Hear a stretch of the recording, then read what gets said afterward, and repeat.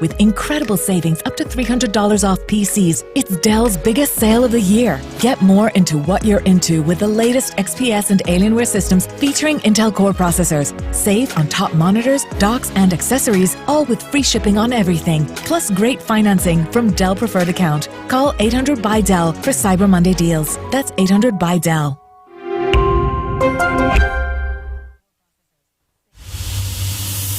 Welcome to The Big Picture, a show that takes a deep dive into the political landscape of not only America, but right here in our own backyard of Illinois. It's showtime, folks. The Big Picture is on WCPT 820. And now, here's your host, Edwin Eisendrath.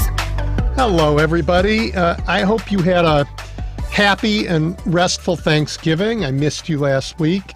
I hope you took the time to remember that we really do have a great deal to be thankful for.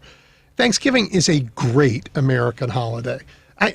Forget the myths of that first meal in Plymouth. Forget the coming together of the Pilgrims and the Wampanoag. Forget what you've been taught about Squanto, the member of the Patuxet tribe who helped those early settlers. Forget what you've been taught about John Alden and his activities with the Pilgrims. History matters.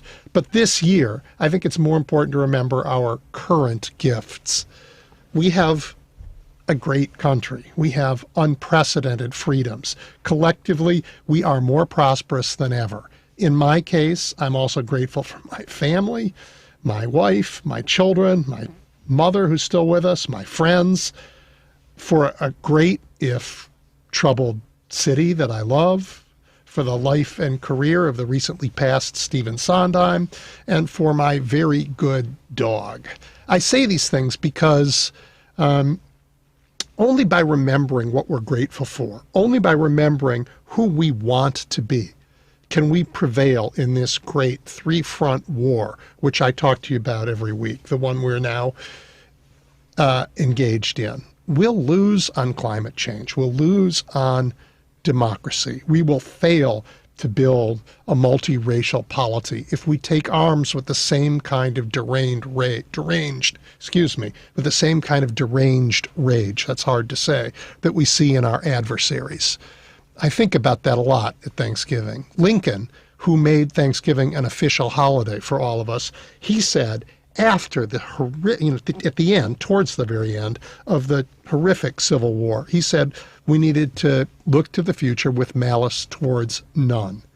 Lincoln was not a wimp. Lincoln fought hard. He fought to win. He had more courage than maybe anybody who was ever president, and he did win. He created a new and better country for us all.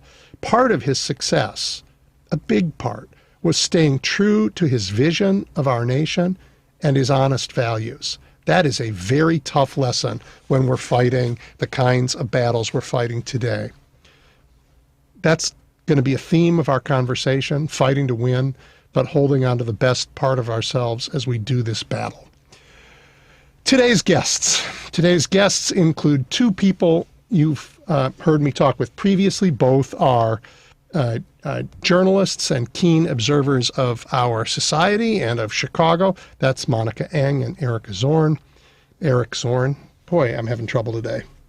And later I'm going to talk with Shaughnessy Naughton, who's the president and founder of 314 Action. She's leading an effort to get scientists to run for and to win seats in our legislatures. And that's she'll tell you about why that's important, and we'll talk about that, and all of it will tie back to, being our best selves in this battle and winning, really winning. Okay, I'm leaving the third hour mostly to talk to you about all of this. I got so many calls the last couple weeks. I feel like I need to save some time for that, and I have some things to say, as you can imagine, about our Supreme Court. We'll cover that a little bit in the last hour. Now, I want to bring back a longtime Chicago reporter who is now the co-author of the wonderful Axios newsletter I look forward to reading every morning, Monica Eng. Hey, Monica. Hey, Edwin. How are you? I'm good. Did you have a good Thanksgiving? I did. How about you? Fabulous. Absolutely fabulous. Right. Yeah. I got to spend it with all my kids and my mother. We were all together. We went to see some theater in New York. Wow. I know. Did it up. I kind of stayed very close to home. I got 9 brothers and sisters, and we did not all meet up just because not everyone is all boosted yet. But, Yeah, but it was still fun. Well, it was fun for me, but we spent, I think, 11 hours in LaGuardia as we tried to get back to Chicago. So that part of New York, Chicago doesn't seem to change. Yeah. Yeah. Well, I'm glad everybody's safe and sound. Yep. So I have some important things to talk to you about, and I wonder if you would, can I play you something that was in the news and have you react to it? Please. Okay. Oh, my God. Wake up every morning before the sun.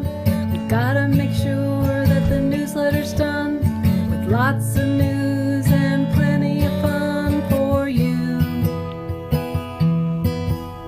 So why do we do it? It seems kind of weird, but these days it seems like people are scared that journalism's dying like nobody cared, but we do.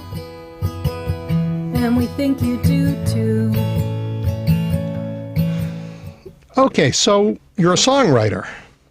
Who is that talented person you just played? Yeah, I mean, I'm not really a songwriter. I noodle around on the guitar and sing to my rabbits and kids sometimes. But, yeah, I decided to make a little song for the Axios readers, too. It takes a lot of courage to do that and to put that out there on the internet.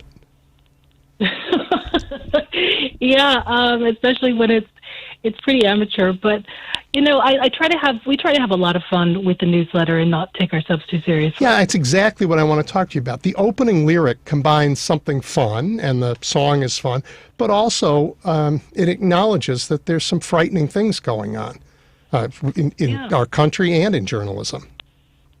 For sure. I mean, we're watching newsrooms disintegrate and whole news organizations get bought up by hedge funds. And so when a news ecosystem can grow a little bit in certain ways, I'm all for it. So, but the song and your newsletter, they raise a really interesting question for me, and one that I want to explore with you, because this is the difficulty I have. Your newsletter feels like, when I read it, normal times. You cover sports and food and interesting oddities. You talk about politics but aren't breathless about it. It's a joy to read, right? But for many people, this feels like a darker time. You know, there's the threats of war internationally are real. The threats to democracy at home, I think, are unprecedented. When I talk to young people, they're terrified about the environment. And a good portion of America is living in some batty fantasy land, right? But so I'm having trouble squaring what you do with that. Yeah, it's a really good question. And as we're trying to figure out what our role is in the news ecosystem, we're battling with that. We're trying to, toss it around in our own minds. Like, how much should we be reporting on the murders that happened over the weekend, or the yearly murders, carjackings? And some of our, readers have written to us saying, there was a shooting in Evanston. Why aren't you on that? And as of this point, we're kind of saying, okay, well, the Tribune does a great job, and the Sun-Times, they do a great job of reporting on murders when they come in over the weekend. And what can we bring that will be new and additive? But, Justin did a big piece on the sort of nearly record-setting murders. Yeah, I want to talk to you about that in a little bit. But before then, this struggle that you're having, that I'm having, I think you're on the right side. And I'm reminded when I read your newsletter of a quote that was apocryphal and attributed to the great Irish playwright George Bernard Shaw. It was during World War I. And it's not true, but the story's been out there practically since World War I. A woman asks him outside of the theater what he's doing for the war effort. And he is supposedly to have said, "Why, madam, I am the civilization you're endeavoring to protect."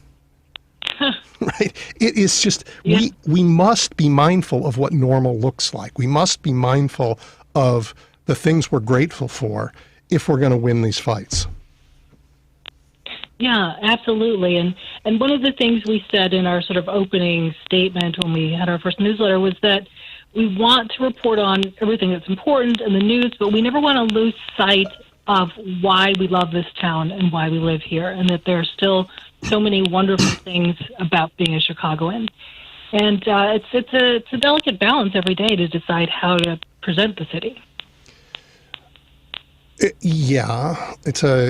And I don't think anybody has to present all of it at once, right? I mean, observers, news consumers have many options and have to cobble together this whole picture from lots of sources. That's okay. Nobody has to try and do all of it.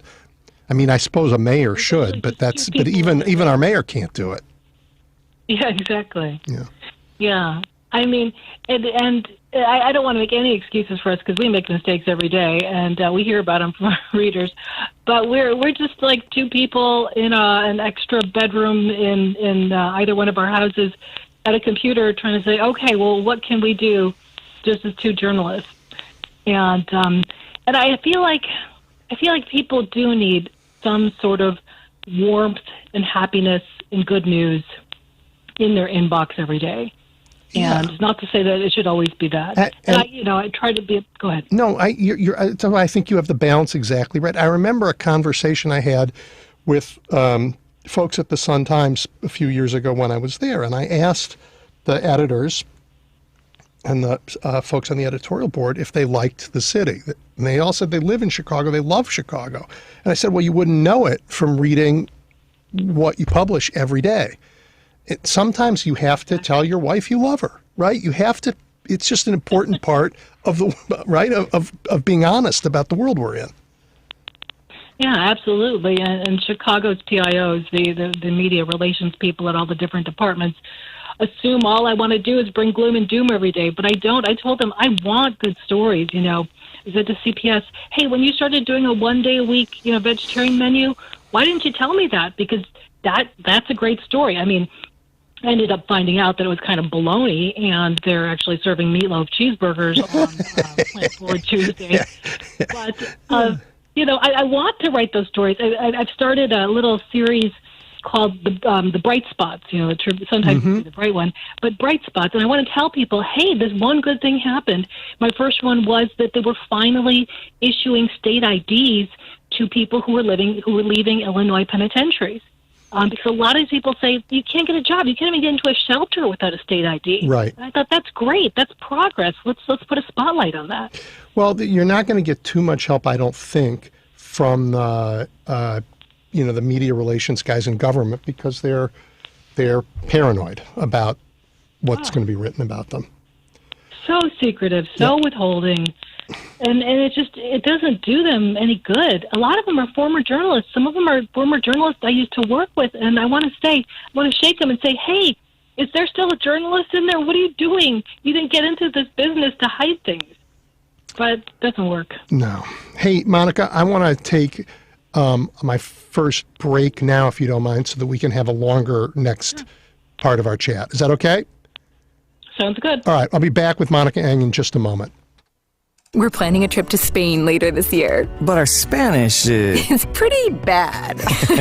When you learn a language, you want to actually use it. Babbel is designed with that goal in mind. Babbel's conversation-based method teaches you real-life words and phrases. And with Babbel's interactive, bite-sized lessons, you'll remember what you learned. ¿Cómo te llamas? ¿Cómo te llamas? ¿De dónde eres? ¿De dónde eres? No matter your learning style or experience level, Babbel has lessons designed for you that will get you speaking quickly and confidently. I tried learning Spanish before, but I couldn't stick with it until I found Babbel. There's no easier way to learn another language. Ahora hablamos español. He just said, now we speak Spanish. I can't wait to use our new language skills on our upcoming adventures. Babbel, language for life. Celebrating 10 million subscriptions sold. Now try Babbel for free at Babbel.com. Just go to Babbel.com and start learning a new language today. That's Babbel.com. Babbel.com. Was the night before Christmas when all through the house, not a creature was stirring, not even a mouse. The stockings were hung by the chimney with care, in hopes that St. Nick would soon be there. The children were nestled all snug in their bed, but visions of dentures ran through Nick's head. And Mama in her kerchief holding his teeth, wondering how we could ever afford this grief. When out of the kitchen arose such a clatter, I sprang from my bed to see what's the matter. We need Dr. Pellick and her total dentistry crew to fix Nick's smile and make him like new. And then in a twinkling I heard the ring, praying Dr. Pellick's office we'd be seen. She got us in and took care of Nick's grin. His eyes, how they twinkled, his dimples, how merry. His cheeks were like roses, his nose like a cherry. Grateful was Nick for the total dentistry team. And then they exclaimed as he drove off site, share a smile with someone and may your holidays be bright. Total Dentistry, a general dental practice like no other. 847-358-2477 or visit us at totaldentistry.org. This is John Daniel, President and Business Manager of the Sheet Metal Workers of Smart Local 265. The principles that guide me are rooted in the simple belief that united we stand and divided we fall. We the people must recognize that a diverse environment with unique points of view is the foundation for success. A culture where labor and management work together inspires innovation, promotes inclusion, creates a sustainable growth for business, the workforce, and our communities. When the entrepreneur's vision is developed and improved with the voice of a unionized workforce, you build more than just a product, you build a stronger future. I want to personally thank everyone who voted for President Biden. He believes in unions. Blue Collar Biden signed the American Rescue Act of 2021, which secures vested pension benefits. It funds improvements of indoor air quality in K-12 schools and provides additional Paycheck Protection Program loans to support small businesses. This is John Daniel from Smart Local 265. Join me in celebrating a return to sanity and a sustainable middle class. Stay union strong. This is WCPT 820, where facts matter. You're listening to The Big Picture with Edwin Eisendrath on WCPT 820.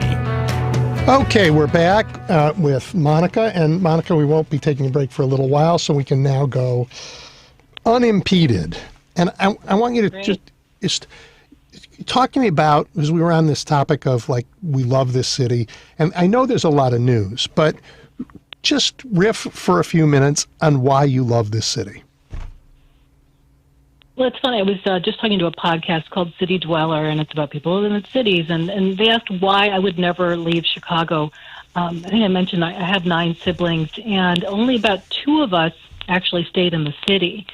I always brag that my children are 4th generation Chicago public school graduates. My grandfather went to CPS. He went to Creighton Tech. My parents went to Senn. I went to Lane. My daughter went to Lincoln Park. And I think because it's got everything that you want in a city. It's got, you know, the beautiful lake and the parks and the infrastructure. It's got the incredible culture. But it's also somewhat affordable, you know, especially compared to, let's say, the Bay Area or New York. And it's got real character. And yeah, absolutely, it's got tons of problems that I point out every day, you know, as much as I can, to the annoyance of all of our city leaders. But it's still a wonderful, wonderful place to be. I was just riding my bike on the lake, and, you know, there are tons of cities on the Great Lakes, and they have not built the city so that the people can enjoy it. But thank you, Daniel Burnham, we have. And so there's so much you can do that's just outstanding and beautiful and wonderful, that's free. And we've kept it that way. And our parks and our libraries, I think, are outstanding. And I just, you know, I've lived in a lot of cities, and I've never, ever wanted to stay there longer than a couple of years. And I've always come back home. Yeah, I got a caller who was trying to make a point a couple weeks ago. He said, you know, you Democrat states, you Democrat cities, why would anybody want to live in Illinois or in Chicago when you could live in Texas or Florida? And I gave a my best answer at the time. I mean, our states have different histories. They're supported by different kinds of economies. Sometimes one state is up, one state is down. I don't want to pick on Texas. Even though they're going to have no power this winter because they didn't fix their power grid, because they have a point of view about regulation that may not help them. But For me, he said, what's one thing that Chicago's better at than all these other places? And I just said, you know what? For regular working people, it's a better city to live in. There's just, we have hard-working people roots in this city. And there's tons for people to do that's free and affordable and beautiful. Absolutely. And, and you're right. And we do have this worker tradition. We have this union tradition. We have people who can make, a living wage. Not everyone, and we have so much to catch up with, to do, but it isn't a city where you feel like, okay, the only way you can live well is if you're a gajillionaire, which is often how I feel when I'm in New York. I love visiting, but it's a wonderful place to be. And then I might seem like its biggest critic sometimes. And did I mention the food? Yeah, the food's great here. And we should talk about food because you are a keen observer of all things food. And we're going to be, notwithstanding you're riding your bike today along our beautiful lakefront, the weather's changing and we're all going to be indoors a whole lot more. So what should we be looking for indoors? Well, I'm still someone who's really not eating in crowded restaurants. I know that people feel more comfortable doing it, and I'm boosted. But I'm actually working on a piece to try to see how many restaurants I can get to say, hey, it's totally cool to come in with your own plastic containers and pack your own takeout. Because I think a lot of us have been doing takeout during the pandemic. People have seen it triple at their restaurants.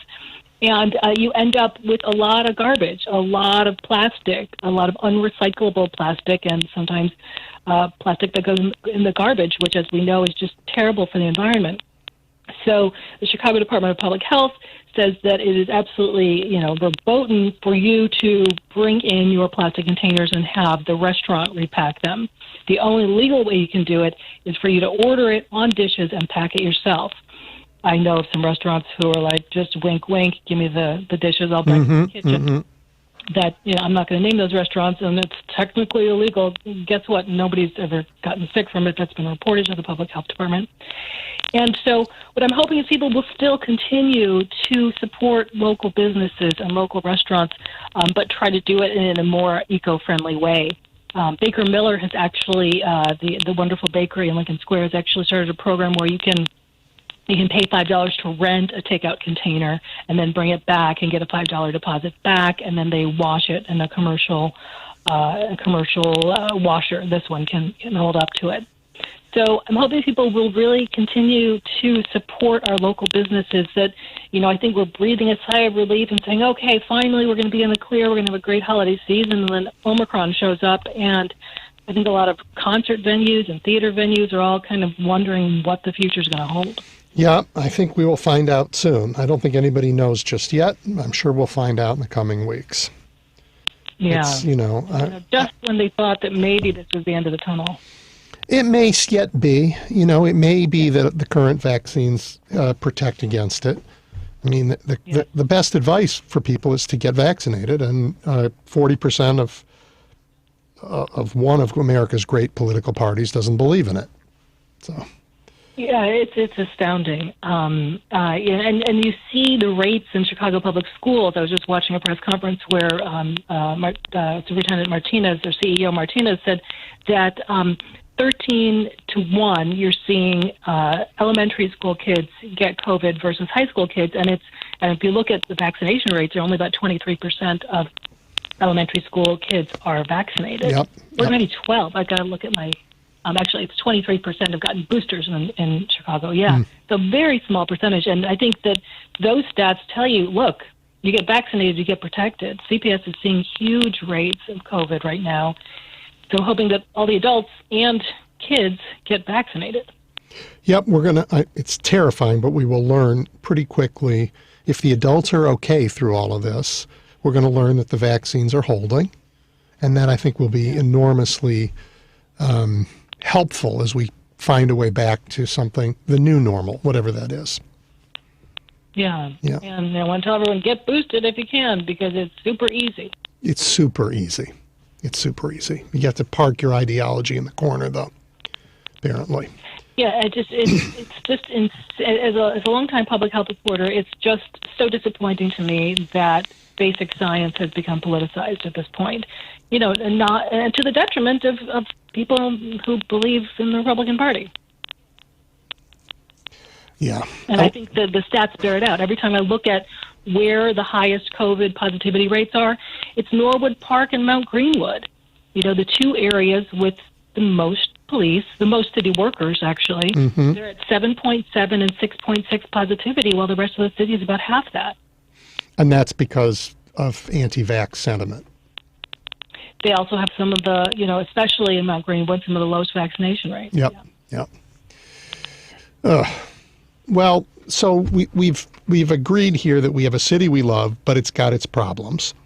Yes. And the leaders who are trying to help us with these problems, I think they have, by not coming to agreement on a ward map, because, and I think everybody needs to know this, every 10 years, city redistricts just like state legislatures and Congress, because people move around and you want the same number of people in each of the 50 wards. So we're responding to the census and drawing new maps. And the failure of the electeds to come up with a shared map means that I don't know how it helps the city come together to have our Black and Latino communities openly campaigning and spending a lot of money and fighting with each other over who gets more wards. Yeah, I think the factionalization that has come out of the remap is very, very sad. And come on, guys, you've had months and months and months to sort this out. And now we're going into overtime and with a lot of money that's going to be spent on this. Yep. And it's not like this wasn't foreseen. Right. Right. No surprises. I want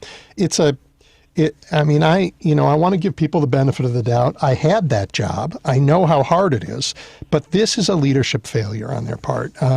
Not that it's a good idea to go have a secret map that then gets litigated and found to be illegal, which the city has done in the past. Right. But to get the job done and not just say, we failed, so now the citizens have to step up and fix it for us. And I'm worried that it's harder and harder to be a legislator at any level, at the city level, at the federal level. I worry that, it's Article 1 of the Constitution that's failing. It's the legislature. And I don't know why that is everywhere. In Congress, it's because they're for sale, and Citizens United is partly to blame. But I can't understand the lack of courage to just find a way to make a deal in Chicago. And the mayor has to bear some of this blame. Washing your hands of it, saying it's a legislative matter and has nothing to do with me is not, I think, that wasn't the only choice she could have made. Yeah, I mean, it's sort of, you vacillate between, you want a mayor who's going to be involved, but you don't want the rubber stamp mayor. And I want to ask you, as a former alderperson, what is that behind the scenes horse trading that happens during the remap, and why do you think it failed, that process failed this time?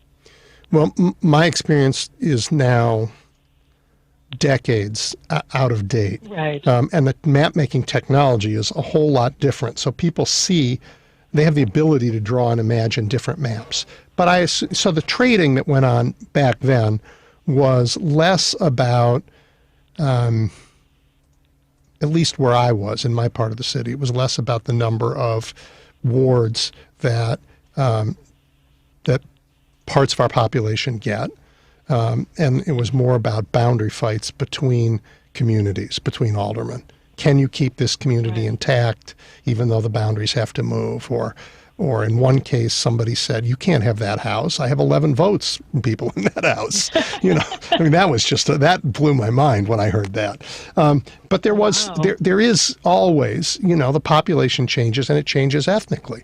The Latino population has grown, and its leaders say, you know what, it's time for us to step up and be fully empowered to take the role in our city that our numbers say we should take. And the Black community in Chicago, which has historically been terribly treated by government and by, frankly, Chicago's private sector. They're faced with, well, population is down now. We're going to lose some of the gains that we fought so hard to get. And, but demographics is the main part of map making. And so it's going to be a very tough issue. And I had hoped people could come together and figure it out and lay out at least 4 voters, something that we don't have to spend a fortune fighting with each other about while we have other problems that actually deserve our attention. Yeah, it feels very tribal. But as we know, though, you can have a majority Latino or a majority Asian ward that is still ruled by a Burke, or when you're talking about the legislature, still ruled by a Madigan. So it's not even a guarantee. There's been a lot of talk about the Asian American ward around Chinatown being 50. Let's say even if it is 51%, will it still be ruled by a Thompson? Well, that's such an interesting question, Monica, because the way it was dealt with earlier on in part of the law about elections was to create supermajorities, right? But the idea of supermajorities turned out to be, while it elected, it made it so that it was a certainty, for instance, in some communities, that you would get a black elected official. But the Republicans laughed all the way to legislative majorities all over the country because of that. Because what we did was we said we're gonna sweep all the Democrats into supermajority districts, leaving many other districts competitive for them when they wouldn't otherwise have been that way. Right. So I when you say, well, you could have 60% of the population can be Asian, but maybe somebody else will win the seat.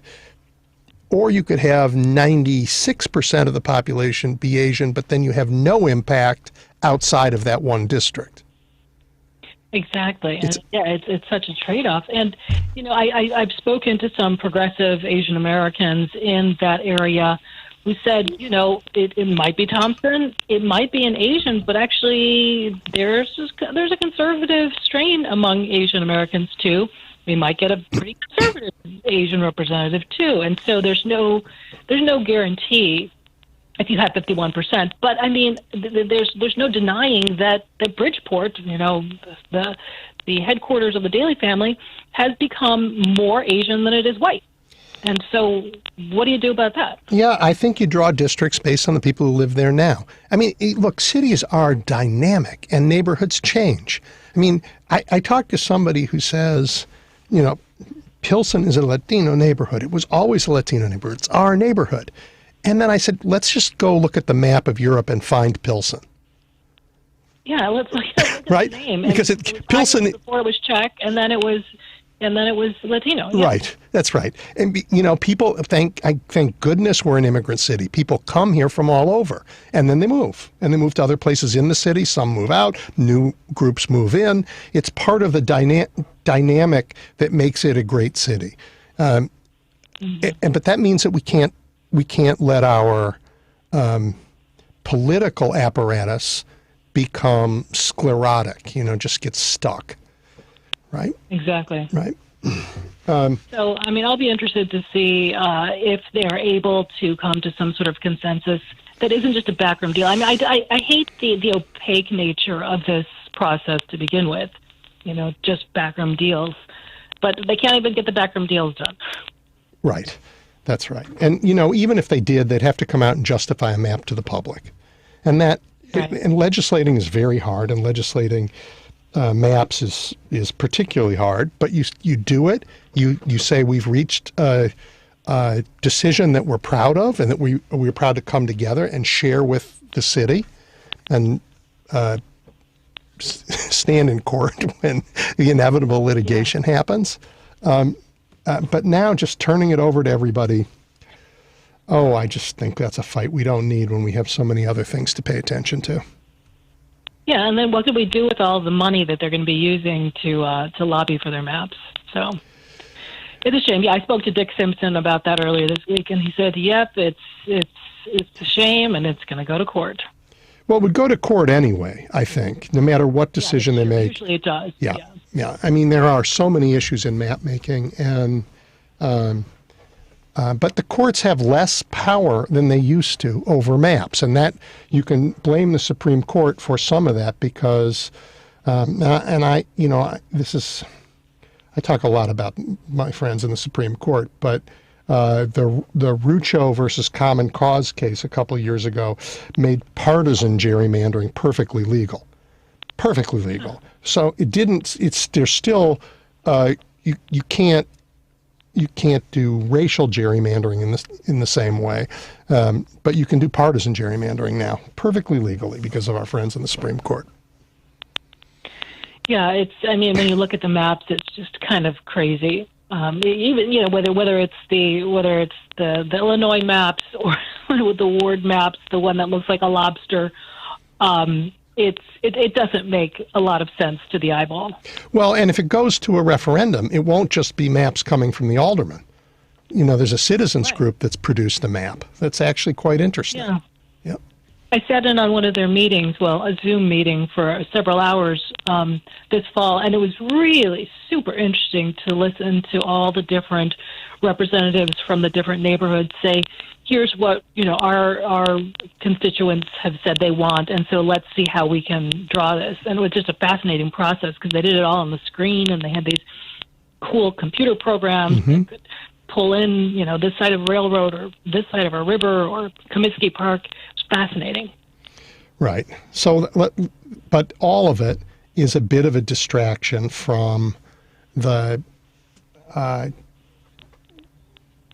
just making things work again in the city, making the departments do their job, helping us feel safe in every neighborhood, helping do a better job of connecting people to work in every neighborhood. It's a legacy from when Rahm was mayor, but the closing of those schools still leaves chunks of Chicago sort of abandoned from the perspective of a presence of government. And that's terrible and too bad. There's a big cost to that in those communities. All right, let's what do I want to talk about? You did talk about the crime. Do you want to just give everybody those numbers, as terrible as they are? Well, that was Justin's story, but I certainly looked at those numbers that were on track to possibly that were already beating 1990, the early 90s, the record in the early 90s, and we may be on track to being the worst year ever. And no one seems to have great ideas about exactly what's happening. The crime lab says that the infusion of federal dollars, if spent right, may give us many very different numbers next year. So that was a hopeful note, but it's depressing, and my partner Colin, he back in the 80s or 90s, he was part of the Chicago Trib team that won all these awards for killing our children. Yep. Because, it was a serious thing. Look at all these people who are dying. How can we possibly deal with gun violence in Chicago? And I don't think we've gotten any better at it. And I think these numbers say so. So it's always so hard for me to say, what can I say that hasn't been said? Well, let me ask you what your progressive friends think is going to happen if we continue to have record-breaking violent crime. Because in my lifetime, that is the end of every progressive era. To say that none of this is working, or we suddenly go back to a more fascist system where it's like must have police presence. Yes, you and I don't know if it's fascist, but you get a much stronger. I mean, in the 90s was when the crime bill happened, and now people say, well, that was a mistake, locked up way too many people. But if crime reaches record rates, there's going to be enormous pressure to start locking people up again and to do much tougher policing, as complicated as that is these days. I think progressive movements die when it gets unsafe. Yeah, and I think we may see that backlash. And I just hope that, cooler heads prevail and they look at data and they say, what has worked. And, that said, I think we've been doing that. And so what has worked? I wish I had answers. Well, one of them is that there are too many guns. Yeah. I mean, doesn't require, a deep dive into data and some fancy statistics that only 4 scientists or mathematicians are capable of doing. When everyone is armed and pissed off and has bad aim, you end up with a pretty unsafe place. And with 15-year-olds in schools, too. Yep. The idea that they should be armed by their parents. That Michigan story is so heartbreaking. It's so awful. You want to tell everybody, since you raised it, you want to just give everybody the background in case they somehow were under a rock? Right. The 15-year-old boy who walked into his school and killed several people, and now it's coming out that his parents bought him the gun. And in fact put on social media that they wanted to buy it for him for Christmas. And they were arraigned today. Yep. The parents were hiding out in a building, and they were found in a commercial building, and they're going to be held responsible for manslaughter. Yeah, and he's being charged under a terrorism statute, which is the first time that's happened. Yeah. Yep. But, what would that have been possible without the weapon he had? No. Anyway, it's just, yeah. No. Well, how is it this never changes anything? How is it that we can't come together as a country to say, this is a problem? Children dying in Michigan, getting shot down at school, it's a problem. Well, most Americans have, and most Americans, this is the very important thing and your newsletter does this, and it's one of the reasons why I like it. It reminds us who we really are, not who our politics says we are. Most Americans favor common sense gun laws. We can't get them passed because of a terrible Article 1 problem in Congress, and because the Supreme Court has made some appalling decisions on guns. The Heller decision in particular, awful way of reading only half of the Second Amendment. So we have a governing problem, but a society is paying the price for this governing problem. Most Americans believe that it's sensible gun laws should happen. Yeah.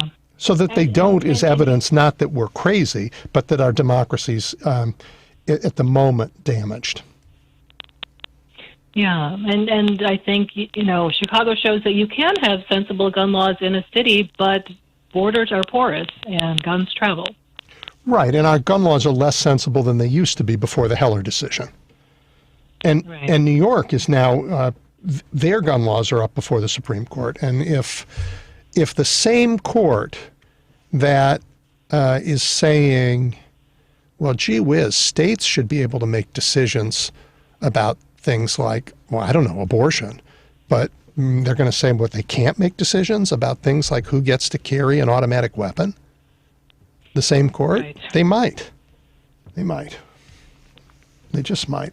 Well, that said, I don't want to lose sight of this wonderful city we live in, and I think those who care about it want to make it better, and I don't like listening to the rhetoric of national politicians who shall not be named who tell me that I live in Iraq.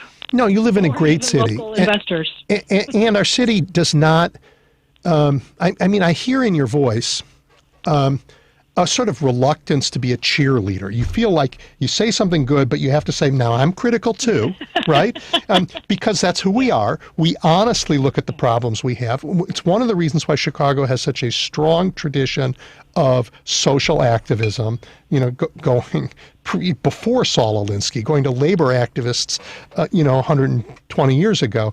We have a strong tradition of looking at the injustices in our city and organizing to try and do something about it. That's part of what makes us great. That's right. Absolutely. All right. So, Monica, I have to take my second break of the hour, and then we'll finish up. You okay with that? Great. All right. We'll talk in just a couple minutes. I'm David Hochberg. It's Saturday. You either recently filed for or are getting ready to file for a divorce. You have questions about your home or purchasing a new home. which is why you should call Team Hochberg, your trusted local lender. I've been divorced and know how overwhelming divorce can be, but it doesn't have to be that way. Team Hochberg has helped thousands of listeners, but we can't help if you don't call 855-563-2843 or visit 56david.com. Homeside Financial Legal Housing Lender, unless 112-4061. We've all been spending more time indoors than usual, but FinishingChicago.com has an offer to update your interior. Whether your space is residential or commercial, for a limited time you can save up to 25% on painting and decorating. FinishingChicago.com has the most dynamic interior spaces available from industry-leading union craftspeople. That's union quality, efficiency, and industry-leading expertise in your home or commercial space. Visit FinishingChicago.com to find a contractor in your area. This unprecedented access to union quality labor at a reduced rate is only available for a limited time. Revitalize your spaces with fine decorative upgrades applied by the most knowledgeable craftspeople in the industry. Whether it's a new color or transforming your walls into something truly special, our contractors have all the options. Take advantage of FinishingChicago.com's Update Your Interior savings before they're gone. For up to 25% off your new finish, start with FinishingChicago.com. Colleen, can you run back and wrap that? No, you've got a customer. The holidays came early for the Hendricks Boutique. Yes, we'll be open even later when it gets... They'll need a temp fulfillment manager to tie up the holiday loose ends. I need some more help at the register. Somebody? Oh, Sharon. Indeed can help them hire great people fast. I need Indeed. Indeed you do. Instant Match instantly connects you with quality candidates whose resumes on Indeed match your sponsored job description. Visit Indeed.com/credit and get $75 towards your first sponsored job. Terms and conditions apply. Howdy, folks. Scott Silberman here. It's been a bigly first year for Joe Biden. First, the American Rescue Plan, then the Bipartisan Infrastructure Plan, and shortly, the Build Back Better Plan as well. All told, over $5 trillion on things we really need. We have a great president, and it's time for us to step up and fight all the lies about him. Now, let's talk about your next refi or mortgage. Rates are still ridiculously low, so call me at 847-423-0301. Let's see if I can save you money. If you have an adjustable rate, now's the time to move to the safety of a fixed rate. If you're looking to buy, please call me for a solid pre-approval before you even talk to your realtor. It'll save you both time and hassle. So call me at 847-423-0301 or start online, scott.silberman@goapmc.com. American Portfolio Mortgage is an equal housing opportunity lender and MLS 175656, Scott's NMLS 681059. This is WCPT 820, where facts matter. You're listening to The Big Picture with Edwin Eisendrath on WCPT 820. You're also listening to the fabulous Monica Eng talk about this great city we live in, warts and all. So, Monica, we're coming up on holiday time. Fun things for people to do. I have a friend who's a principal of a school in the western suburbs. I went out and met him for dinner in Hinsdale this week, and it turns out fabulous food out there too, right? Wow. I mean, the region is full of interesting, great stuff. What are some of the things that you are looking forward to doing in the next few weeks? Well, when I have some days off, we're going to have our newsletter go dark for 2 weeks. I'm going to be catching some great exhibits that I've only seen a bit of in the past. The comics exhibit at the Cultural Center, the history of Chicago's comics, like from 100 years ago. It's fantastic. The social commentary in there, the artists, the stuff that it says about working class people and different ethnic groups in Chicago. My friend Chris Ware and everyone's favorite historian Tim Samuelson curated it. I'm also going to go out to DuPage County, where the College of DuPage is hosting Tony Fitzpatrick's final museum show ever. What is it called? Jesus of Western Avenue. Yep. With and I can't wait to see that. I've only seen pictures of it.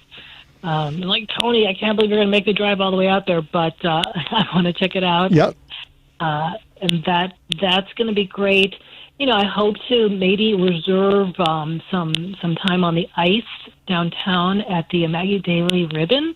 You know, they're going to be sort of projecting Van Gogh paintings onto the ice while you skate, and that will be a very trippy experience, but you have to do it by reservation only. So much is by reservation only this year, including the Walnut Room. I'm trying to think, I've already been to the Chris Kindle Market, which is, about standing in the cold. Did you go to the one at Wrigleyville or the one down in the Loop? I went to the one at Wrigleyville just because it was closer, and I ate a whole bunch of stuff. My big tip there, and I don't want to say anything bad about Bob's Hot Chocolate, but $8.90 for one tiny cup of cocoa. Believe me, it's the other one for $4. It's just fine.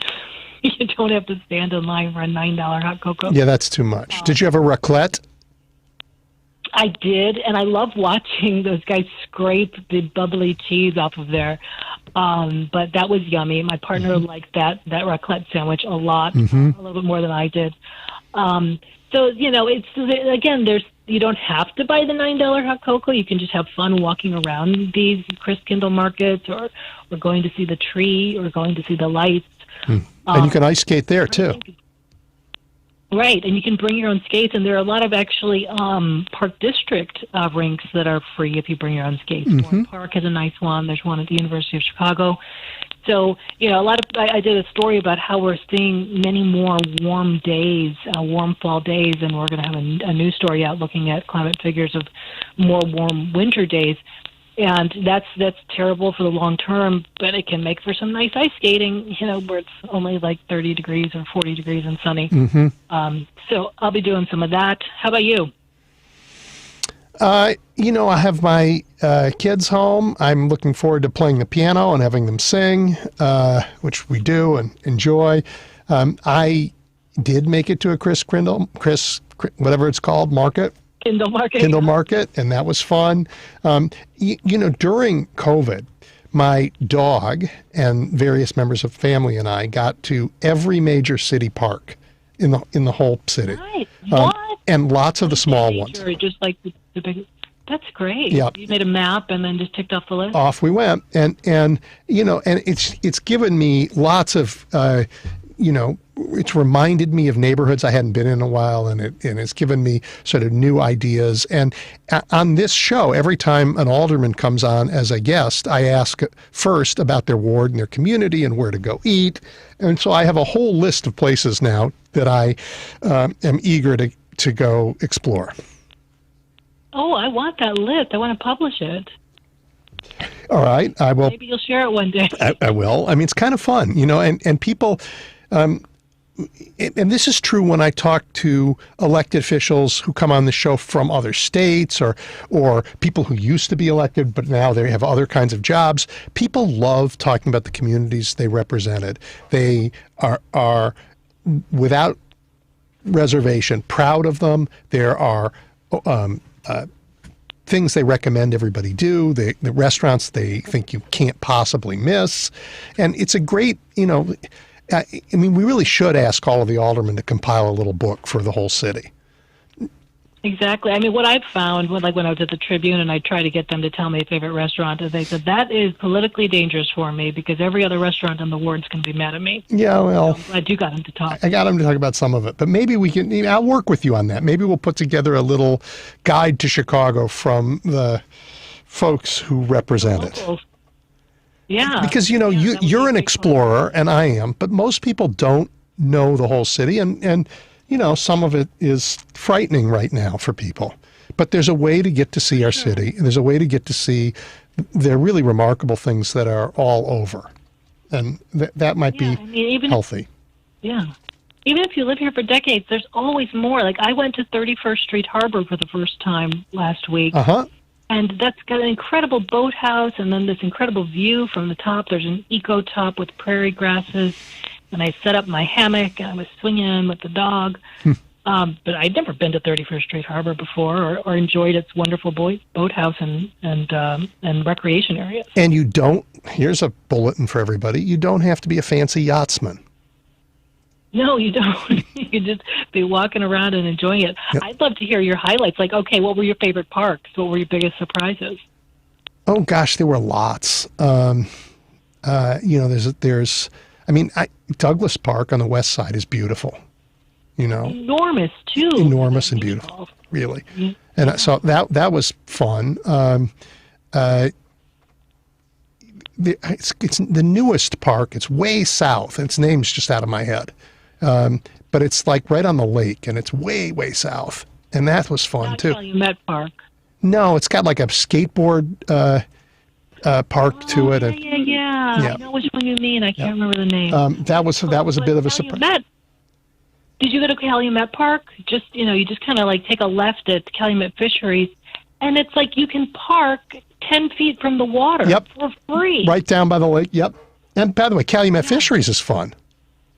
Right. Go to Calumet Fisheries, get yourself some salmon and some fried shrimp and scallops, and you go over and you sit on the lake and eat it. Who knew you could do that? Well, I gotta say that may be the last word for the top of the hour, because it's a pretty good one.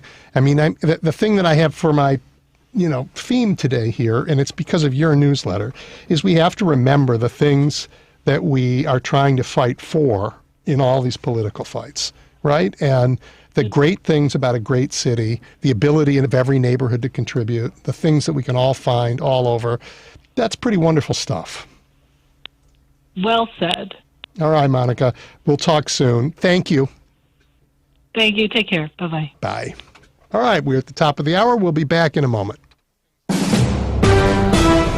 NBC News Radio, I'm Julie Ryan. There are multiple reports of a large explosion near a major nuclear site in Iran. The semi-official Fars news agency quoted local officials as confirming the blast, but few other details were available. That report described an intense light in the sky above the town of Natanz, which is home to several nuclear development sites. President Biden is vowing to fight the new COVID variant with science and speed. Biden said the primary goal is to increase vaccinations to protect from a possible winter surge. Stricter travel rules are set to take effect Monday, which include a shortened testing window for flights into the country. The parents of the accused Michigan shooter are pleading not guilty to all 4 counts of involuntary manslaughter filed against them. Brad Siegel has the update. James and Jennifer Crumley were arraigned in a Pontiac courtroom Saturday morning, just hours after being taken into custody in Detroit. A judge set bond at $500,000 cash each after prosecutors argued the pair remain a flight risk. Police say the Crumleys bought the gun their 15-year-old son Ethan used to kill 4 classmates and wound 7 others in the mass shooting earlier this week at Oxford High School in suburban Detroit. The U.S. government has a big stash of bitcoins, and now it's worth a lot more than when it was first obtained. Brian Shook has more. NBC News reports that in November of 2020, thousands of the cryptocurrency was confiscated from a dark web forum selling illegal products. At the time, the bitcoins were worth $1 billion. However, the value has gone up significantly to around $3 billion. An IRS spokesperson told the outlet the bitcoins will be auctioned off by the government. Billie Eilish is returning to her roots. The Grammy Award-winning star has traded her old Hollywood-inspired blonde locks for a sleek chocolate brown shag. Fans commented on her Instagram post saying they love the new look and hopes it comes with new music as well. You're listening to the latest on NBC News Radio. Joan Esposito, live, local, and progressive on WCPT Willow Springs is powered by ComEd. Lower your energy bills and reduce your carbon footprint with the ComEd Energy Efficiency Program. By texting 64,000, you agree to receive recurring automated marketing messages from Ucora. Message and data rates may apply. No purchase required. TNC and privacy policy found at ucora.com/TNC. UTIs are the worst. One year, I had 8 UTIs. If you get UTIs, you understand how awful the cycle is. I was taking all the precautions, and cranberry products just didn't work. It was hard on me and my husband. I hated seeing her in pain, and I wanted to help. We're Jenna and Spencer, founders of Ucora. With my background in biochemistry and our shared frustration over UTIs, we were inspired to start Ucora. We make UTI relief products and innovative urinary tract supplements that give you a way to be proactive. At Ucora, we've helped over 200,000 people get their lives back. We have a money-back guarantee, so you can try risk-free. If you're not happy, you'll get a full refund. You have nothing to lose. Try Ucora today. Get 30% off Ucora when you text HEALTH to 64,000. Text HEALTH to 64,000 to get 30% off. That's HEALTH to 64000. When the news hits close to home. Protests. Struggle with coronavirus. Local businesses don't have the money to survive. Joan Esposito is live, local, and progressive. The Republicans are a party right now that are trying to kick off committees to punish Republicans who voted for infrastructure. Joan Esposito, weekday afternoons at 2. They voted for infrastructure, and their party wants to punish them. On WCPT 820. It's a weird world we live in. It's a weird world indeed. This is WCPT 820, where facts matter.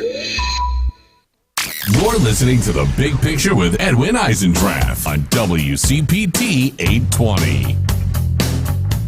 Okay, we are back, and I'm joined once again by Eric Zorn. You all know him. He is no stranger to this station, and we've talked. He is former Tribune columnist, and now, oh God, Eric, I don't know what the noun is for newsletterist. What?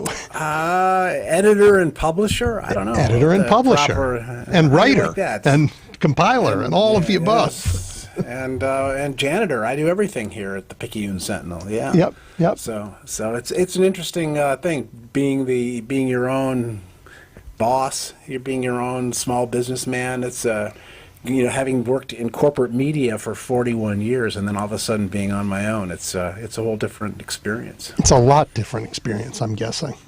So, yeah. But it's there's something very liberating. I write about whatever it is that's actually on my mind. I wrote about the Kyle Rittenhouse case like 3 weeks in a row, and I think if I'd had an editor, the editor would have said, "Hey, isn't that enough? Aren't you repeating yourself?" But I got a lot of traction, a lot of engagement from readers on the Kyle Rittenhouse story. That was what people were talking about. And I had a lot to say about it, and so it was a good experience. I did too. We talked about it a couple of weeks ago here, and the phone lines just lit up. It was, very difficult. Let's just talk about it for 1 second and not dwell too much. But the questions that arise, how much of this is, the audience split about whether the decision was more of a commentary on race or more of a commentary on gun culture. And it's split, as you can imagine. People of color thought it was all about race. A black person doing that wouldn't have gotten away with it, right? Well, it's a totally unfalsifiable contention, and certainly you can't deny that people of color get worse treatment by our justice system than white people. Yeah, absolutely. There's no question about that. Whether or not, if Kyle Rittenhouse had been black in the same situation, if he would have gotten the same treatment, maybe not, but you can't say for sure. But the question about gun culture is, I don't know if this case was about gun culture, but Wisconsin's laws about open carrying of firearms, that's gun culture there. And my contention about that trial all along was that Kyle Rittenhouse got a fair trial and was judged based on the facts that were in evidence and was based on the law that allowed people to carry guns around the streets of Kenosha that night. And does carrying a loaded AR-15 across your chest through a chaotic scene amount to provocation? Yes, in an informal way, obviously it does. You and I talking about how provocative it would be for someone to carry a gun into a situation like that. Legally, no. Legally, the law says it is not at all a provocation, that it is perfectly ordinary and legal behavior to carry a loaded thing that looks like a military weapon through the streets is not a legal provocation. So that's really what this was about, if you ask me, which was that they have to change those laws. We cannot have laws that allow people to carry those kinds of guns openly into these kinds of scenes, because we're going to have more bloodshed. Yeah, but given what the law says and what the facts of that case said, I think the jury made the right decision. I agree with you, but I also think that commentary is right. The jury may have made a wrong decision had he looked differently, and I think there's a lot of reason to think that would have happened too. They might have given that it was how many there was. I think was there one or two people of color on that jury out of 12. I think maybe, I don't know. But I'm reminded of Trayvon Martin and Stand Your Ground. The gun laws. Well, okay, like I said, I didn't want to spend too much time on that, but it's really interesting, isn't it? Hey. Well, it is, and of course, I think one of the things that I had been writing about was that we can make too much of any one case. that a case in the Circuit Court of Kenosha County is not going to set precedent, and it probably isn't even going to send a message. And if anyone out there who wants to carry a gun into a protest zone is going to take a message away from this whole story, is that the threshold for self-defense is fairly high. You can't just go and start picking people off with your gun. And I don't know if anyone out there really wants to go through what Kyle Rittenhouse is going to go through for the rest of his life, which is he's always going to be Kyle Rittenhouse. Every time he goes to make a charge on something or make a reservation at a doctor's office or a restaurant, people are going to see that name and they're going to associate it, and half the people who see it are going to hate him. And half the people are going to consider him a hero. He's never going to just be able to be an ordinary person. And and that is a price to pay. I know it's not what people wanted him, the price people wanted him to pay, but it's it's not like he got away with murder here, and this is going to encourage more people to do that. I don't take that away from this either. So anyway, it was a very interesting case. Self-defense law was on trial in the court of public opinion. Firearms law was on trial in the court of public opinion, but the public opinion doesn't decide criminal matters. We want any criminal matter to be decided based on the law and the facts, and not about any other atmospherics. So that's it's an interesting conversation for sure. Yeah, it is. It is, and I remind people this is a really remarkable year. So you have juries saying Kyle Rittenhouse, and there are other cases like it. And again, I mentioned Trayvon Martin, and where the juries find in favor of the shooter. But we also, for the first time really in my lifetime in the last couple of years, we're also finding juries finding against police when they do things that in the past they would not have been convicted for doing. So it's a... Are you speaking of like the Van Dyke verdict? Which was, I mean, a lot of people thought that was never going to come to a conviction, as egregious as it was. Blatant egregious is a perfect adjective for that. And I wrote about that incident a lot, and I looked at those videos over and over. Oh God, I couldn't do it. Is there any reason why he had to open fire? There wasn't a reason to fire one shot, much less 16. Yep. Laquan McDonald was walking away at an angle from that police officer when he opened fire on him. Yeah. Anyway, we're getting into all these old cases. But it's just as you compare them, Eric. You have now people. You have cases now, which you should have, right? That appear to be on all sides of this, and that tells you, at least at some level, they're looking at the facts and the law. Well, yes, and you're talking now here about the Derek Chauvin verdict, and about the Arbery case, the verdict, and those cases did, to my mind, and I didn't follow each of those trials really carefully, but to my mind, justice was done in those cases. Yeah, I did follow the Rittenhouse trial very carefully. I watched just about every minute of that trial. But wow. The other cases, everything I read about them, it sounds to me like justice was done. I also followed the Van Dyke trial. That was streamed live here locally. Yep. But there is a sense that justice can be done. And I did hear some people were kind of griping even after the Arbery verdict. They're saying, well, one time you got this verdict. And then the Derek Chauvin verdict, well, yeah, one time, but most other times, yeah. Granted, I will say that's true. I think we still have a lot of work to do in our justice system in this country to make sure that it is fair. We need to make sure that is poor and poor defendants of color get the kind of representation, the quality of representation that a Kyle Rittenhouse got. Yep. You want everyone to have a good, vigorous, well-funded defense, and that will help to level the playing field in the justice system. We should never ever stop working on justice, right, and making sure that we only punish people who have done wrong. We also, should have fewer opportunities to have all these cases, and that is a gun problem. That's a gun culture problem. Oh man, it is so. This incident in Michigan just over the last terrible. few days is so depressing, and of course the parents. I don't think I've ever seen a story where the parents are so obviously implicated in this young man's pathology, and oh my goodness, what a. But they were charged today. They were charged, yeah, and I think is that the first time parents have been charged? And the first time a terrorism statute was used to charge him, the shooter. So yeah, so but you're right. I mean, it's all the guns just everywhere. Everywhere. And you know, frankly, I kind of gave up on the whole gun control debate after Sandy Hook. I felt like I'd made all the points, and then you got a story where there are 20 little kids slaughtered, and nothing got done. And if that wasn't going to do it, then Las Vegas wasn't going to do it. Sandy Hook isn't going to do it. I don't know. I don't know what to say about that anymore. So, well, it's a democracy problem because most Americans want sensible gun control.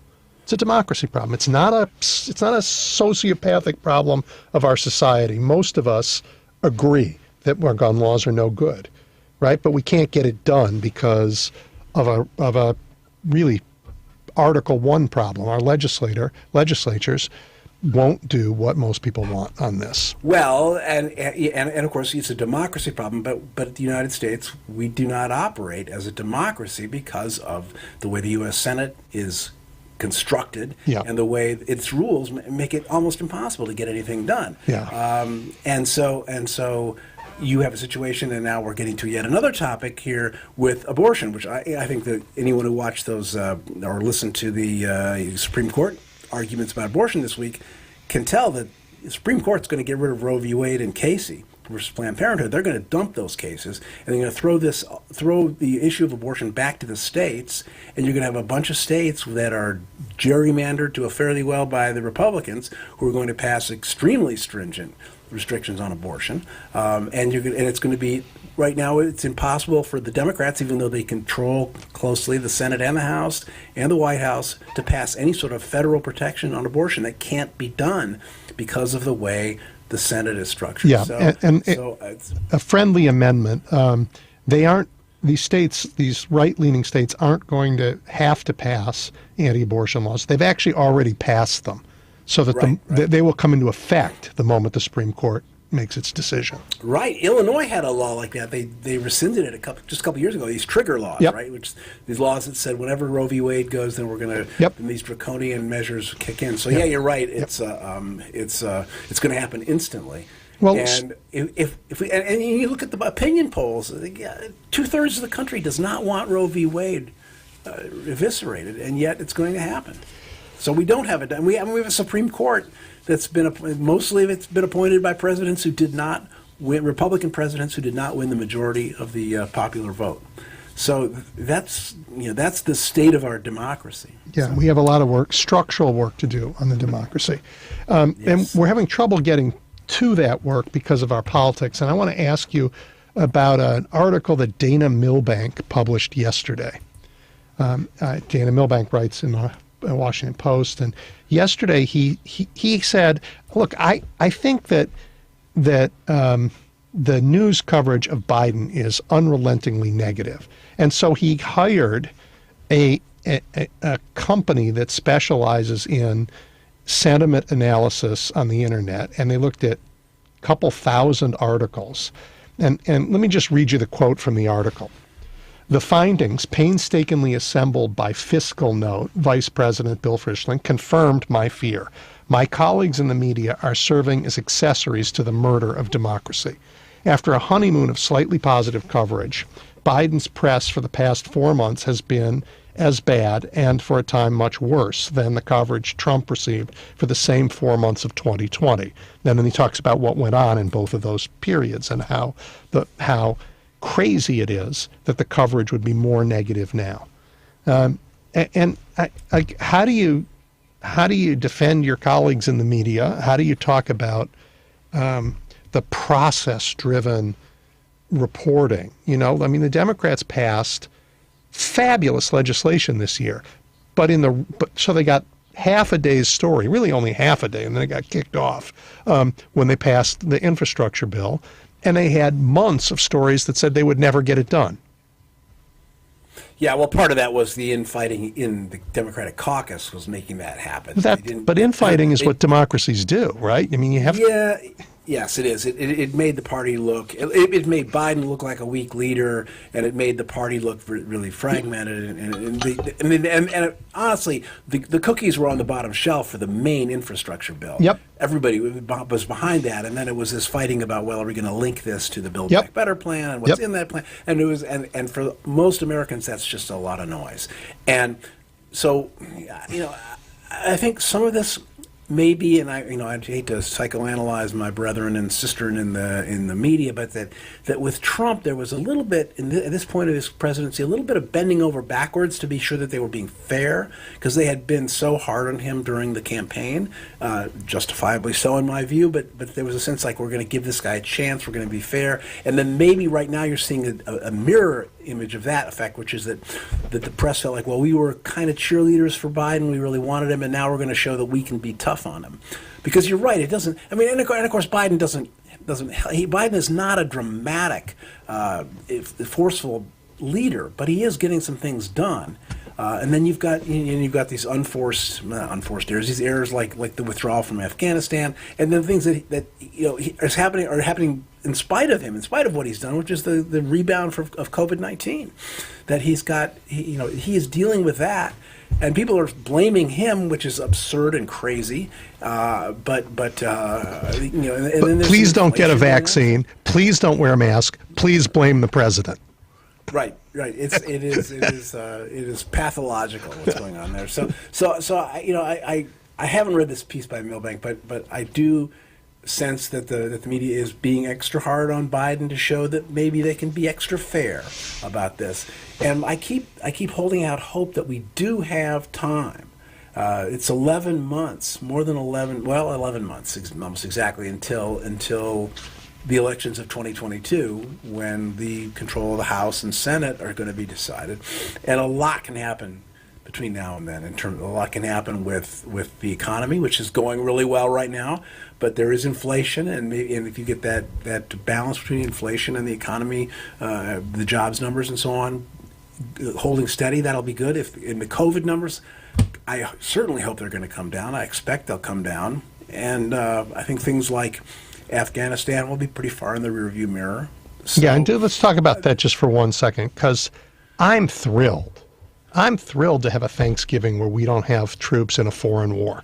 I'm thrilled. I've waited for, like a lot of Americans, for a long time. And a couple days of chaos. It is war. You expect chaos. I think the images of the last 2 days, when reporters were silent about what went on in Afghanistan for years, but now we're leaving, it's a story again, right? But Americans have been dying and getting maimed and coming home with PTSD for a generation and a half. I'm thrilled that we're not there. Right. I am too. I think it was the right thing to do. Even Donald Trump knew it was the right thing to do. I think what happened was that Biden and his team did not appropriately manage expectations. And I'm not an expert on exactly what happened in that theater, but in terms of when they closed which reports, the order that they did. I mean, all this, there are things to second guess. But yeah, basically, that's why I say I think it's going to be in the rearview mirror. I think that even now people are saying, well, yeah, that was messy, but war is messy, and we're out of there. Finally, we're out of there. He finally ended that, and I believe he'll be able to run on that if he runs again. I do too. And I believe the Democrats will be able to run on that, and I think the Democrats will by next summer. Let's hope before that we'll be able to pass some version of the Build Back Better plan. It's going to have a lot of things in it that people really like, and again, this is one of these things where. Is the media, are people talking about, are the Democrats talking about what is in that plan that people really like, that are going to make a real difference in real people's lives? All right. So Eric, hang on. I got to take a quick break. Plus, you've raised some things that I need this break in order to clear my head to ask you the question in the proper way. So let's take a quick break, and we'll be back in a minute and a half. The WCPT 820 Club is here. How do you join, you ask? It's easy. All you have to do is head over to WCPT820.com to register. Be the first to know of WCPT events and contests. Once you're registered, you can take part in caption contests, polls, trivia, surveys, and games. Go to WCPT820.com, look for the WCPT 820 Club tab in the menu, and follow the instructions from there. Contests running on WCPT 820 are open to Chicagoland residents 18 and over. Complete rules at WCPT820.com. This is John Daniel, President and Business Manager of the Sheet Metal Workers of Smart Local 265. The principles that guide me are rooted in the simple belief that united we stand and divided we fall. We the people must recognize that a diverse environment with unique points of view is the foundation for success. A culture where labor and management work together inspires innovation, promotes inclusion, creates a sustainable growth for business, the workforce, and our communities. When the entrepreneur's vision is developed and improved with the voice of a unionized workforce, you build more than just a product, you build a stronger future. I want to personally thank everyone who voted for President Biden. He believes in unions. Blue Collar Biden signed the American Rescue Act of 2021, which secures vested pension benefits. It funds improvements of indoor air quality in K-12 schools and provides additional Paycheck Protection Program loans to support small businesses. This is John Daniel from Smart Local 265. Join me in celebrating a return to sanity and a sustainable middle class. Stay union strong. Was the night before Christmas when all through the house, not a creature was stirring, not even a mouse. The stockings were hung by the chimney with care, in hopes that St. Nick would soon be there. The children were nestled all snug in their bed, but visions of dentures ran through Nick's head. And Mama in her kerchief holding his teeth, wondering how we could ever afford this grief. When out of the kitchen arose such a clatter, I sprang from my bed to see what's the matter. We need Dr. Pellick and her total dentistry crew to fix Nick's smile and make him like new. And then in a twinkling I heard the ring, praying Dr. Pellick's office we'd be seen. She got us in and took care of Nick's grin. His eyes, how they twinkled, his dimples, how merry. His cheeks were like roses, his nose like a cherry. Grateful was Nick for the total dentistry team. And then they exclaimed as he drove off site, "Share a smile with someone and may your holidays be bright." Total Dentistry, a general dental practice like no other. 847-358-2477 or visit us at totaldentistry.org. I'm David Hochberg. It's Saturday. You're a veteran who served our country and can use a VA loan to either purchase a new home or refinance your existing home, but you don't know who you can trust. Team Hochberg respects your service and has VA loan experts available right now to answer your questions and help you secure a VA loan. Team Hochberg has helped thousands of radio listeners secure VA loans, but we can't help if you don't call 855-563-2843 or visit 56david.com. Homeside Financial Legal Housing Lender, NMLS 1124061. This is WCPT 820, where facts matter. You're looking at the big picture with Edwin Eisendrath on WCPT 820. All right, so Eric, thank you for your patience. As you know, as a small business owner, we had to pay the bills.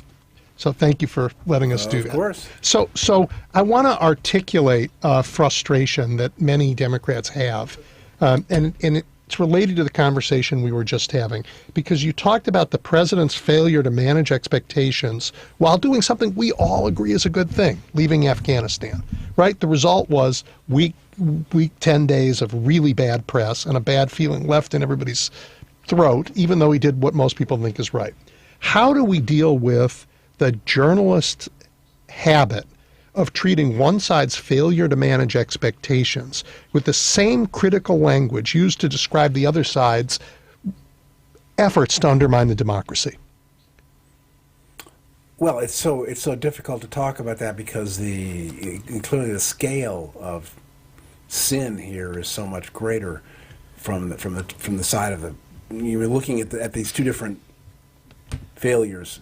The failure of Biden's team to manage expectations and to have people understand what it was going to take to get out of Afghanistan, or to do it in a slightly different way that would have minimized the casualties and the disruptions, as against this effort by this cultish Republican Party that we now have to utterly undermine democracy and seize it from us and create this situation where we very easily could have a coup in 2024, where you have the Republican election officials throughout the country who seem poised to steal the election from in behalf of right Donald Trump, but whoever the Republicans are. So yeah, you have this entire. So yeah, so the the question of the emphasis and the question of and so on. But yeah, there is this need that we have to tell all these stories, and if you just can keep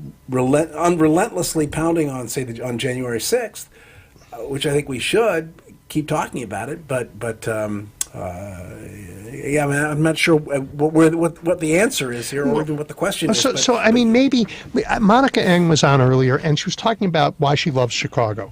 But the journalist kicked in, and she says, "Yeah, I love Chicago, but it has its problems. I love Chicago, but we're working on right." Could journalists adopt the reverse of that when they say, Biden mishandled the optics of leaving Afghanistan, but at least he's not trying to destroy the democracy like the people on the other side. I mean, you know what I mean? Keep them in the same sentence, because otherwise you're going to report on the guy in office. And if you report on a misstep the same way that you report on this, as you say, I mean, out of your mouth comes unthinkable words. We could have a coup in a couple of years, right? The groundwork is being laid for a coup in America, for the undermining of American democracy. I don't know how we can't find a way to keep that in mind and still report on current events. Yeah, I don't know. I mean, you're asking for every story to have more context than most stories do, right? Well, or every edition, or every. I'm just thinking that this is what Milbank's piece. It just went through the preponderance of news, and it's been. I mean, they weren't comparing Trump's first year with Biden's first year. They're comparing Trump's last year with Biden's first year, and Biden's getting worse stories. Well, yeah, it's like I say, it is the impulse, the reflex of the media to bend over backwards to appear to be fair, to appear to be nonpartisan, to appear to be even-handed. Like we bash Trump, so we're going to bash Biden. And I think that same thing I think you saw the same thing happening with Obama. That Obama got the same kind of got far harsher treatment, I believe, in the media than he deserved. I think Obama was a very good president, and someone who we should have been proud of. I think a lot of us were proud of him, and yet his administration was fly-specked in a lot of ways.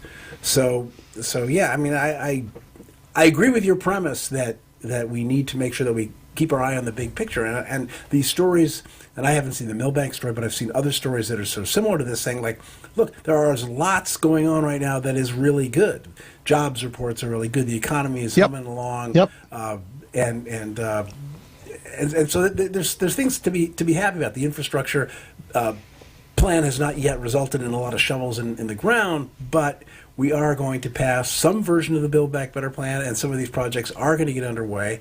And the other thing is that we don't, I think, talk about enough or think about enough is how little craziness there is out of the White House.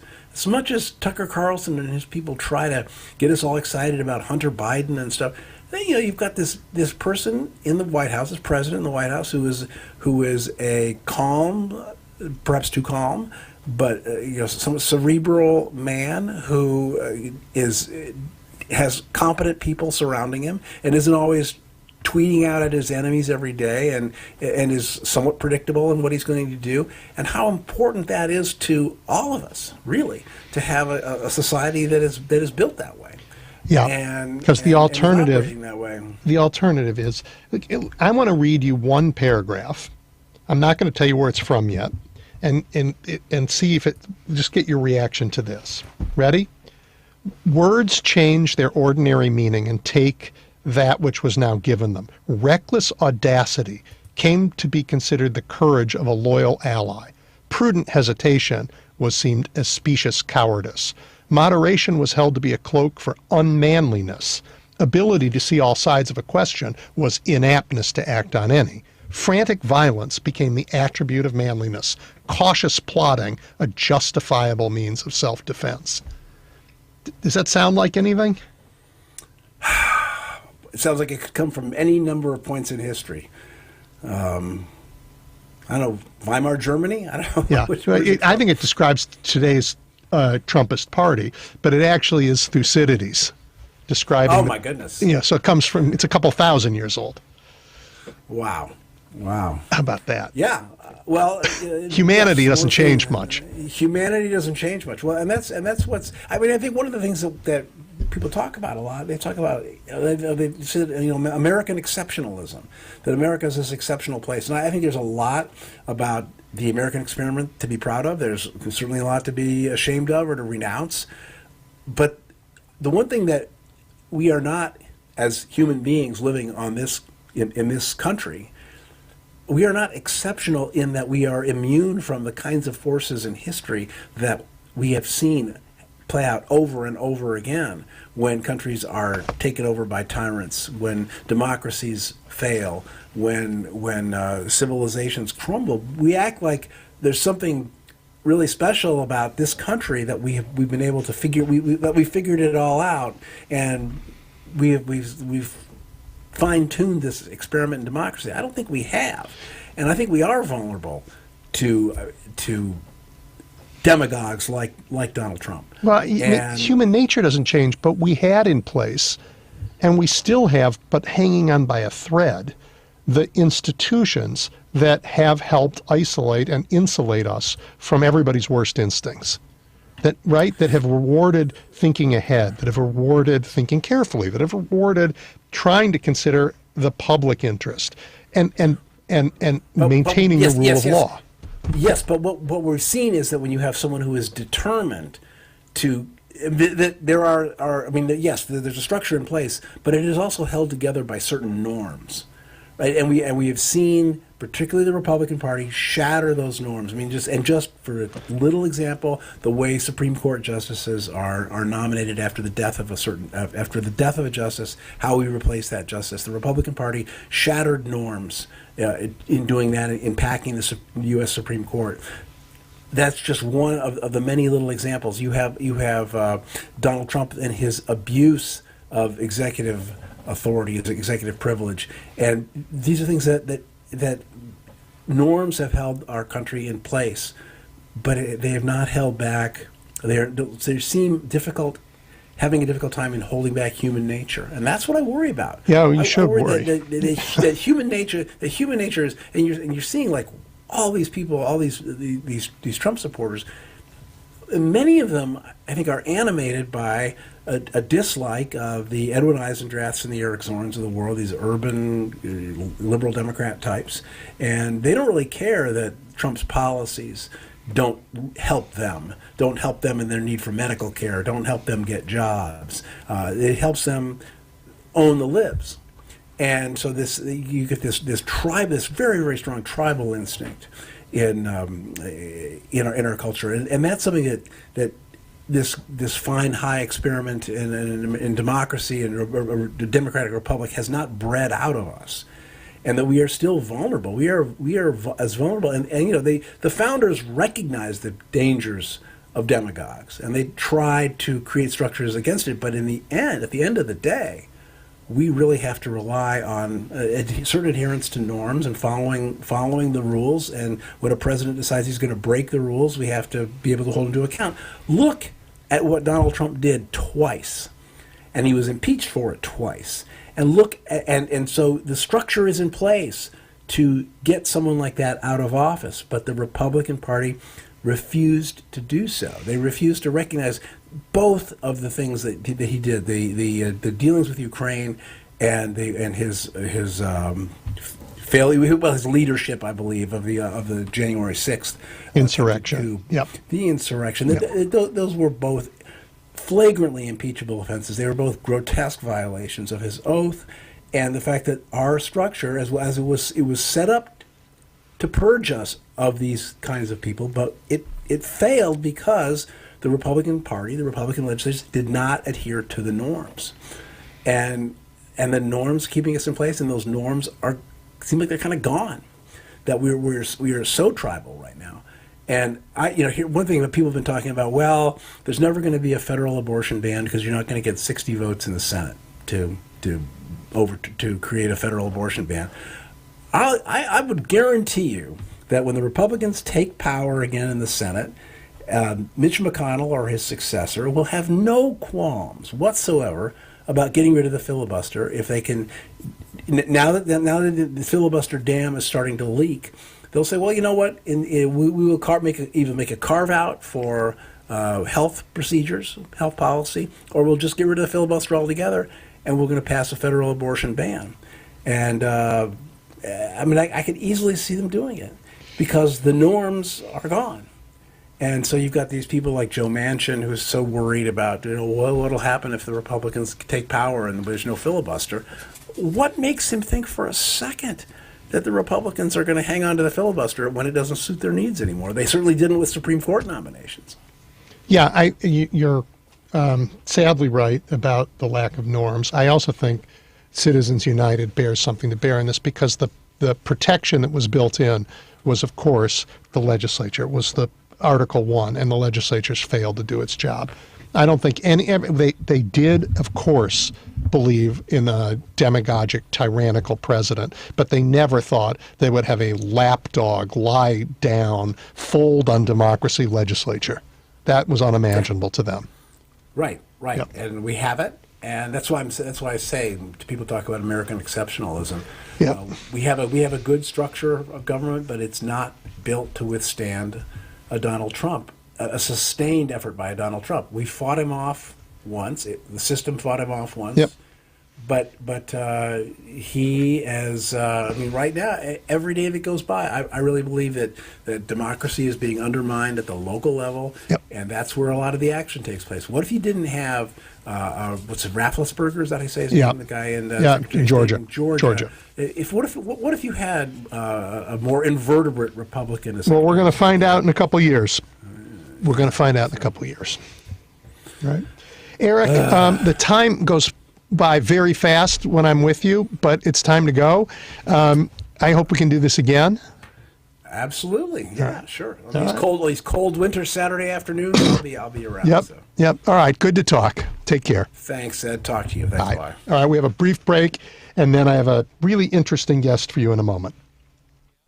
We've all been spending more time indoors than usual, but FinishingChicago.com has an offer to update your interior. Whether your space is residential or commercial, for a limited time you can save up to 25% on painting and decorating. FinishingChicago.com has the most dynamic interior spaces available from industry-leading union craftspeople. That's union quality, efficiency, and industry-leading expertise in your home or commercial space. Visit FinishingChicago.com to find a contractor in your area. This unprecedented access to union quality labor at a reduced rate is only available for a limited time. Revitalize your spaces with fine decorative upgrades applied by the most knowledgeable craftspeople in the industry. Whether it's a new color or transforming your walls into something truly special, our contractors have all the options. Take advantage of FinishingChicago.com's Update Your Interior savings before they're gone. For up to 25% off your new finish, start with FinishingChicago.com. This is John Daniel, President and Business Manager of the Sheet Metal Workers of Smart Local 265. The principles that guide me are rooted in the simple belief that united we stand and divided we fall. We the people must recognize that a diverse environment with unique points of view is the foundation for success. A culture where labor and management work together inspires innovation, promotes inclusion, creates a sustainable growth for business, the workforce, and our communities. When the entrepreneur's vision is developed and improved with the voice of a unionized workforce, you build more than just a product, you build a stronger future. I want to personally thank everyone who voted for President Biden. He believes in unions. Blue Collar Biden signed the American Rescue Act of 2021, which secures vested pension benefits. It funds improvements of indoor air quality in K-12 schools and provides additional Paycheck Protection Program loans to support small businesses. This is John Daniel from Smart Local 265. Join me in celebrating a return to sanity and a sustainable middle class. Stay union strong. This is WCPT 820, where facts matter. You're listening to The Big Picture with Edwin Eisendrath on WCPT 820. Okay, we are back, and before I introduce my next guest, I just need to tell those of you who are waiting on the phone, you're more than welcome to stay waiting. I'll take calls in the 3 o'clock hour at 773-763-9278. But right now I'm eager to talk to Shaughnessy Naughton, who's the president and founder of 314 Action Fund. It's an organization whose mission is to elect more scientists to Congress, to state legislatures, and to local offices. She's a chemist, a business owner. She's run for office herself, so she knows what it takes. And the group that she runs, 314 Action Fund, has supported terrific legislators like the astronaut Mark Kelly and our very own and absolutely fabulous Lauren Underwood. Shaughnessy, welcome. Hi, Edwin. Great to be with you. I'm happy you're here, and I know it seems obvious, but I think you need to explain to everybody why it's important to elect people who have a background in science. Sure. Well, part of what I learned when I ran for Congress was at the time there were more talk radio show hosts in Congress than scientists and engineers, and nothing against talk radio show hosts, but I think we benefit by having that diversity of experience, and in particular the skill set that scientists bring, that they're analytically minded and data-driven and willing to look at legislation through less of a partisan lens. I have such mixed feelings about what you just said, and it's hard for me to put them into words. I'm going to try. I trust science, and and I deeply admire people who do it for a living. And I love the careful method of thinking, and I know our government desperately needs people, legislators, who can examine policy carefully and can look at it dispassionately in the way a scientist would. But it's a paradox, because to elect more scientists to help solve real-world problems, which is really what you get when you elect them, they actually will deal with the problems of the real world. We have to take up a political fight with people who, I don't know, a big chunk of the country who are trying to make science a pariah. Can scientists stand up for science, or do you need like shrewd politicians to stand up at this time? I don't know anymore. I'm scared. Well, I think we've seen a lot, especially in the last few years, that should, cause all of us to be concerned. When you have elected leaders that are denying science and ignoring basic public health measures, even during a pandemic. But that's why I think it is all the more important to elect scientists. And, what we've seen in our own polling as well as independent polling is scientists are among the most trusted professions in the country. And I think we've only seen that accelerate during the pandemic, when really the only way out of this is through science and scientists. And we've just seen the support and trust in science and scientists grow during this challenging time. Well, so I think it does put them in a unique position, when they do run for office, is that, what we've seen is that their credibility on issues extends beyond just their field of expertise. Yep. Because they are looked at as truth tellers. Well, I think that is, I wish truth-telling were a universal value these days. It's just, we're living in such a perilous time. So talk about what you're doing to identify candidates, to a lot of people who don't do politics for a living must hear you say, I really think you should run for something, and they must say to you, that's the craziest thing I've ever heard. Who in their right mind would do that right now? So how do you go out and find people who aren't used to the political swamp and convince them that it's their civic duty to step up, and then train them to do it? Sure. Well, what we've seen is, at the local level, a lot of the times the candidates the scientists that we see running for their school board or municipal office are running because they attended a school board meeting and said, I think I have something to add here. But even at the federal level, what we've seen is these folks that step up to run, they step up to solve problems, essentially. And sometimes that can be tricky on the campaign, that they are more focused on problem solving. But I think it's a great asset to have in elected office.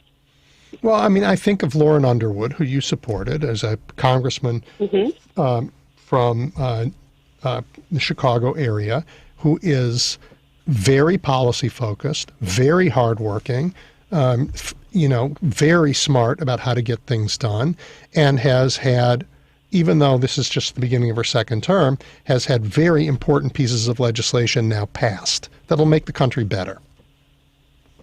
Yeah. Yeah, I mean, I think Lauren tells a great story of why we benefit by having that diversity of experience. Her background was in public health and as a nurse. And one of the first, and she's also, I think, the youngest African-American woman ever elected to Congress. And one of the first pieces of legislation or actually it was still just a caucus, that she helped to found when she got to Congress was the Black Maternal Health Caucus. And Black maternal health outcomes have been worse in this country forever. But no one has made it a priority before. And I would argue because no one brought her unique experience to Congress. And now that caucus has grown into legislation that's passed and received wide bipartisan support. Yeah, I mean, if you can identify people like Lauren around the country, I mean, she's a fabulous public servant. So yeah. Where are you looking? What are the races you're thinking about? And what are some of the challenges? Well, the challenges, of course, are access to voting and gerrymandering are two very real challenges that we are heading into in the midterms. But I think, what we also see again is that people are looking for politicians and political leaders that they can trust. And that is what they find in these science candidates. So we have been recruiting for statewide offices like Senate and governorships. We have a record number of congressional candidates that we're supporting, and we're making a large investment to get more scientists engaged at the state and local level to really make a difference there, as well as to build those ranks. So the next time we have redistricting, Democrats have a better seat at the table. That's very, very important. I hope that there are enough people on the margins who have not lost their minds, who can look at scientists and science and dispassionate scholarly thinking and not just look at it as the enemy. I mean, I love what you're doing, but here's what I see. You're talking science, and the other guys are talking Game of Thrones. You want to elect legislators who can weigh facts, analyze data, make sound policy decisions that'll make all our lives better. They're talking about forming private Praetorian guards for their governors. That's what Ron DeSantis called for this week.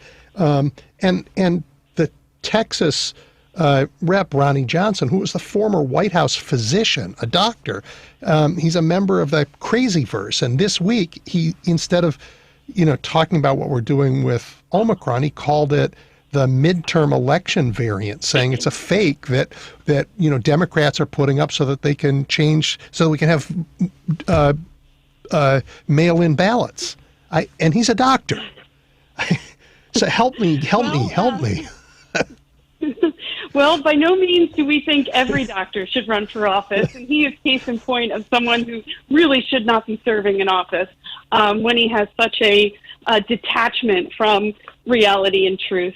But, I think there are some promising signs when you look across the country, although there is a loud, vocal minority of people who haven't been vaccinated and are fighting public health measures. The majority of people are. And the majority of people are looking to science and scientists to lead us out of this, and to political leaders that that will, if they're not scientists themselves, at least respect the expertise that they bring. Yep. And I think you're right, and I think they're not small majorities. They're pretty sizable majorities, and we would see the result of that in law and policy were it not for the gerrymandering and perhaps for the flow of dark money into Congress. Yeah, it's a real challenge. I mean, this pandemic has certainly highlighted the folly and danger of ignoring science and expertise in the very short term.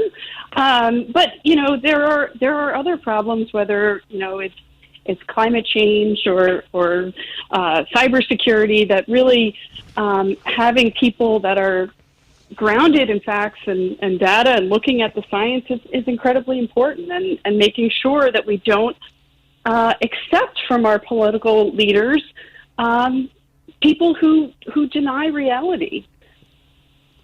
Well, we have a sizable chunk in office right now, and a sizable chunk supporting them who, whether they deny reality, they certainly don't live in the same reality I live in.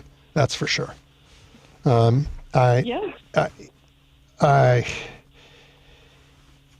almost speechless. I mean, I'm not usually speechless. I'm usually pretty articulate, but I hear people say, take horse medicine, and right, instead of a vaccine. I'm stunned. I don't know how. I don't know whether addressing them with more science, with more data, whether that gets through. Or maybe your point is, look, if that's just a matter of time, and we can't lose to that increasingly smaller group in the meantime. We have to elect good people and hold on, and that fantasy will eventually go away, because reality, has a nasty habit of intervening. Well, that's right, and you're seeing the sad effects of that is, with who is being hospitalized right now. It's largely, almost exclusively, people who haven't been vaccinated, and to keep denying that it's at your own peril. Yep. You're a chemist, yes? Yes. Yeah. And you chose that path because you've always wanted to do that. You were fascinated by it, numbers and the ways atoms bond together just spoke to you? It really did. It really did. I mean, I had always liked science, but when I got to chemistry, it really did speak to me, and just provides a greater understanding of the world, and it's super interesting. And I mean, in the last year and a half, we've really seen what chemists do, whether it's creating vaccines or treatments, and it really has been, I think, pretty encouraging for a lot of scientists that largely work out of the view of the public, and to see them celebrated and appreciated, I think, has been very encouraging for current researchers, but also, I think, a driving force for younger people to go into the sciences. Well, I love that, and I love science, but when I got to chemistry, that's when I learned I wasn't that smart. So that was the end of my time as a real student of science, because I found it hard, too hard. Although maybe I just wasn't a good student. But we want now. How do you get people who are used to working with colleagues who share a worldview and are deep into a pretty niche field? How do you get to say to them, look at your neighborhood, look at your community, it's time to step away from the lab and into this ruleless world of politics? Yeah, I mean, that's part of our challenge, and part of our job is to really educate scientists thinking about running on the reality of campaigning and governing. Is that One is you don't convince voters with facts and figures, and that is the absolute go-to for a scientist. Yep. It's about connecting on an emotional level and letting people know that you care about the issues that are important to them. The other problem or challenge for scientists is often how they speak. When speaking to other scientists, that's a very different way of communicating than speaking to the general public. So working with them on that, as well as how they convey uncertainty, which again is something very different the way scientists talk among themselves. And you do trainings, right? We do. And at the federal level, we work very closely, really one-on-one with the individual candidates. And we also hold trainings, and we have webinars to really show scientists the A to Z of how to launch a campaign and successfully and run for office.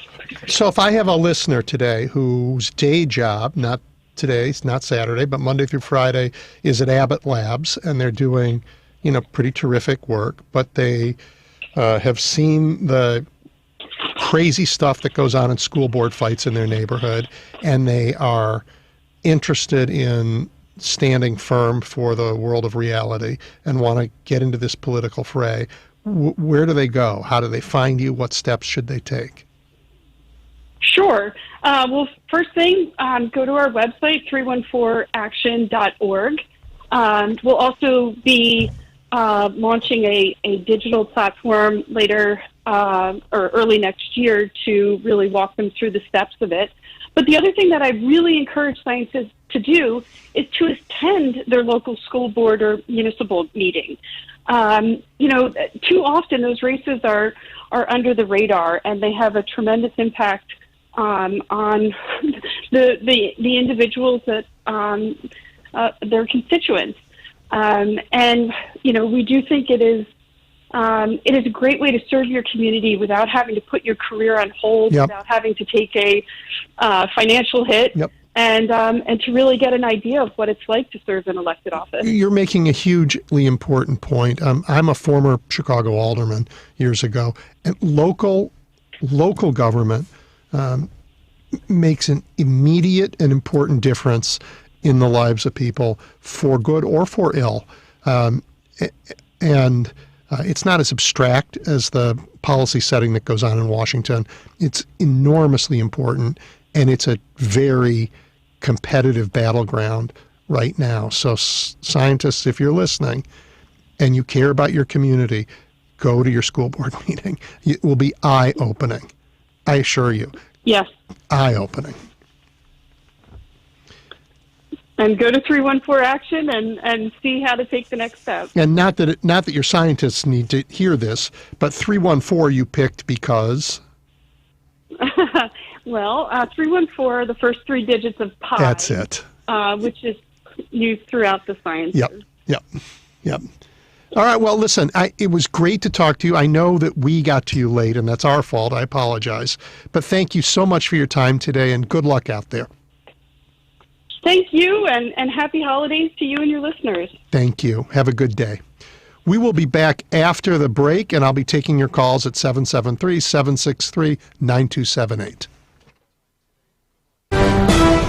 NBC News Radio, I'm Julie Ryan. The parents of the accused Michigan school shooter are pleading not guilty to all 4 counts of involuntary manslaughter filed against them. Brad Siegel has the update. James and Jennifer Crumley were arraigned in a Pontiac courtroom Saturday morning, just hours after being taken into custody in Detroit. A judge set bond at $500,000 cash each after prosecutors argued the pair remain a flight risk. Police say the Crumleys bought the gun their 15-year-old son Ethan used to kill 4 classmates and wound 7 7 others in the mass shooting earlier this week at Oxford High School in suburban Detroit. The CDC director says COVID-19 is likely to become an endemic disease in the U.S. and around the world. Dr. Rochelle Walensky said 99% of the coronavirus cases in the country are the Delta variant, but they are keeping a close eye on the Omicron variant as well. We have many diseases that are endemic, influenza being one of them, that cause us minor challenges year after year and that we can handle and tackle,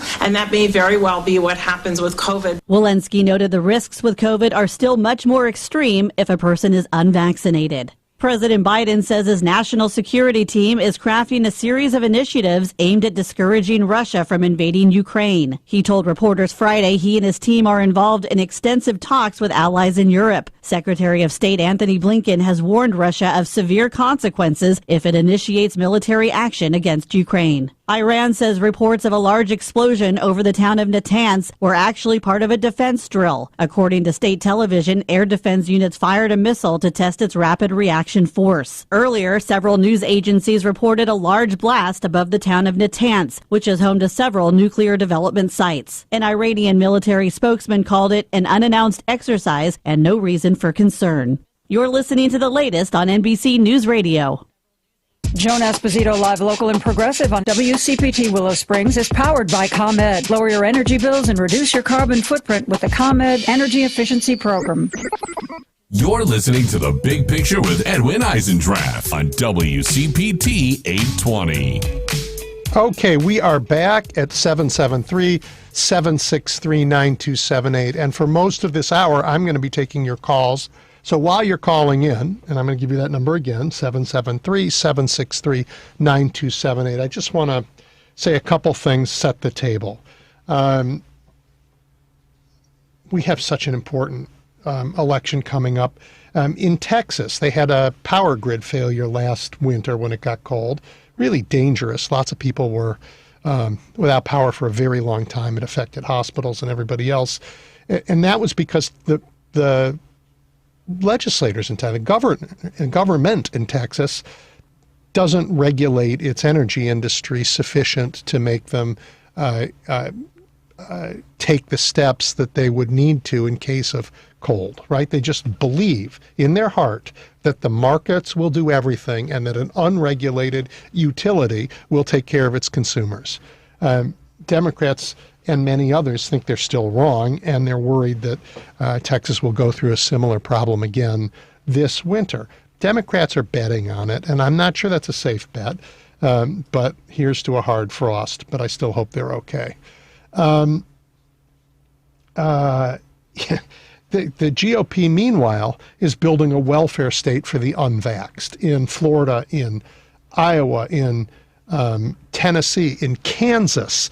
They've extended unemployment benefits to those who get fired for refusing to get a vaccination.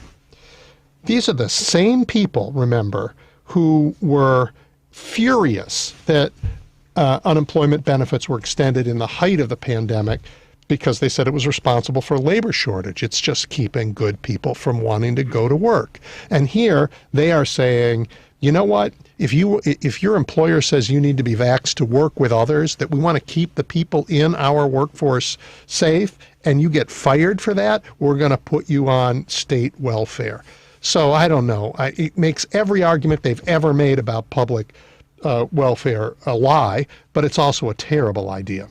Finally, last week I talked a lot about the Supreme Court. Earlier today we talked about guns, and some of you may want to talk about guns, but the Heller decision broke with precedent and created a goofy way to look at the Second Amendment.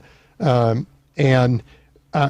week I told you what the Supreme Court had done to our democracy by gutting the Voting Rights Act, by unleashing a torrent of dark money into our political system, and most recently by saying partisan gerrymandering is perfectly legal. With that in mind, I listened carefully to the oral arguments in Dobbs versus Jackson's Women Health. That's the case which may, and many people think will, overturn Roe and Casey and allow states to criminalize abortion. Linda Greenhouse, who is a longtime and deeply thoughtful Supreme Court watcher, writes for the New York Times talked about her views hearing the same hearing, and she focused on what she called gaslighting from the right-wing justices. It's a great piece, and I want you to look it up. I was focused more on the comments from Justice Sotomayor and Breyer. They're deeply worried, actually not so much about the issue of abortion as about the legitimacy of the Supreme Court. And in this, I think they may be naive. The Supreme Court is walled off from politics for good reason, but those walls are not impregnable. The GOP's efforts to undermine absolutely every institution that provides a foundation for the rule of law and impartial justice has been going on for years, and their efforts to pack the court are long-standing, blocking the door to the court during the Obama years, so he could not appoint Merrick Garland, or racing to fill Ruth Bader Ginsburg's seat just days before a presidential election has consequences. And for me, this is like other things we've talked about today, complicated. We need a Supreme Court to be legitimate in order to have a functioning society governed by a rule of law. We need to believe the Supreme Court is legitimate in order to have a functioning society governed by the rule of law. But pretending we have one when it has been compromised is also dangerous. It's like pretending that the Republican Party is still a legitimate American political party rather than a seditious danger to our constitutional democracy. Anyway, I'm really interested in your thoughts on all of that, and let's start with Steve on voting rights. Yes, thank you for taking my call. And I sort of see a common theme in terms of a lot of the issues that you've addressed today, and perhaps I can tie them together. And I will contend that the Republican Party has always had a sort of undercurrent of anti-intellectualism. But today, I think that, they've just thrown out any pretense to that. It's just part of what they are. They are openly advocating against, sending your children to a university to earn a degree because it's some sort of Marxist institution that's seeking to indoctrinate them. I can't think of anything more dangerous than advocating to a large swath of society that higher education is a bad thing. I mean, in the 21st century, the idea that we're going to be competitive, in an international, global society, without having large numbers of people, attending and earning university degrees is absurd. And again, it ties into what you were talking about. Well, Steve, let me stop you on that one and just explore that a little bit. Totally agree with you. And yet, we have failed to make college affordable for most Americans. It's an enormous debt burden that people are carrying, and particularly people whose parents can't help them pay for college. It isn't actually a good idea to go to college. It's a good idea to graduate from college. But if you go and you don't make it all the way through and you end up in that debt, it's a terrible decision.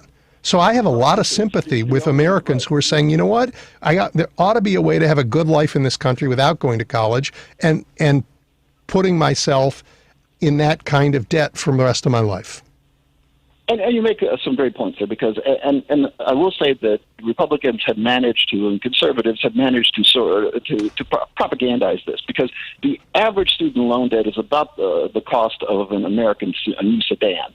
In America, they'll bring out these anecdotal, examples in which somebody graduates with a arts degree from Harvard knows $150,000. Okay, yes, that's possible, but that's not the average. It's about $36,000. So it's not overwhelming. And the average college grad will make over the course of a lifetime over $1 million more than a non-grad.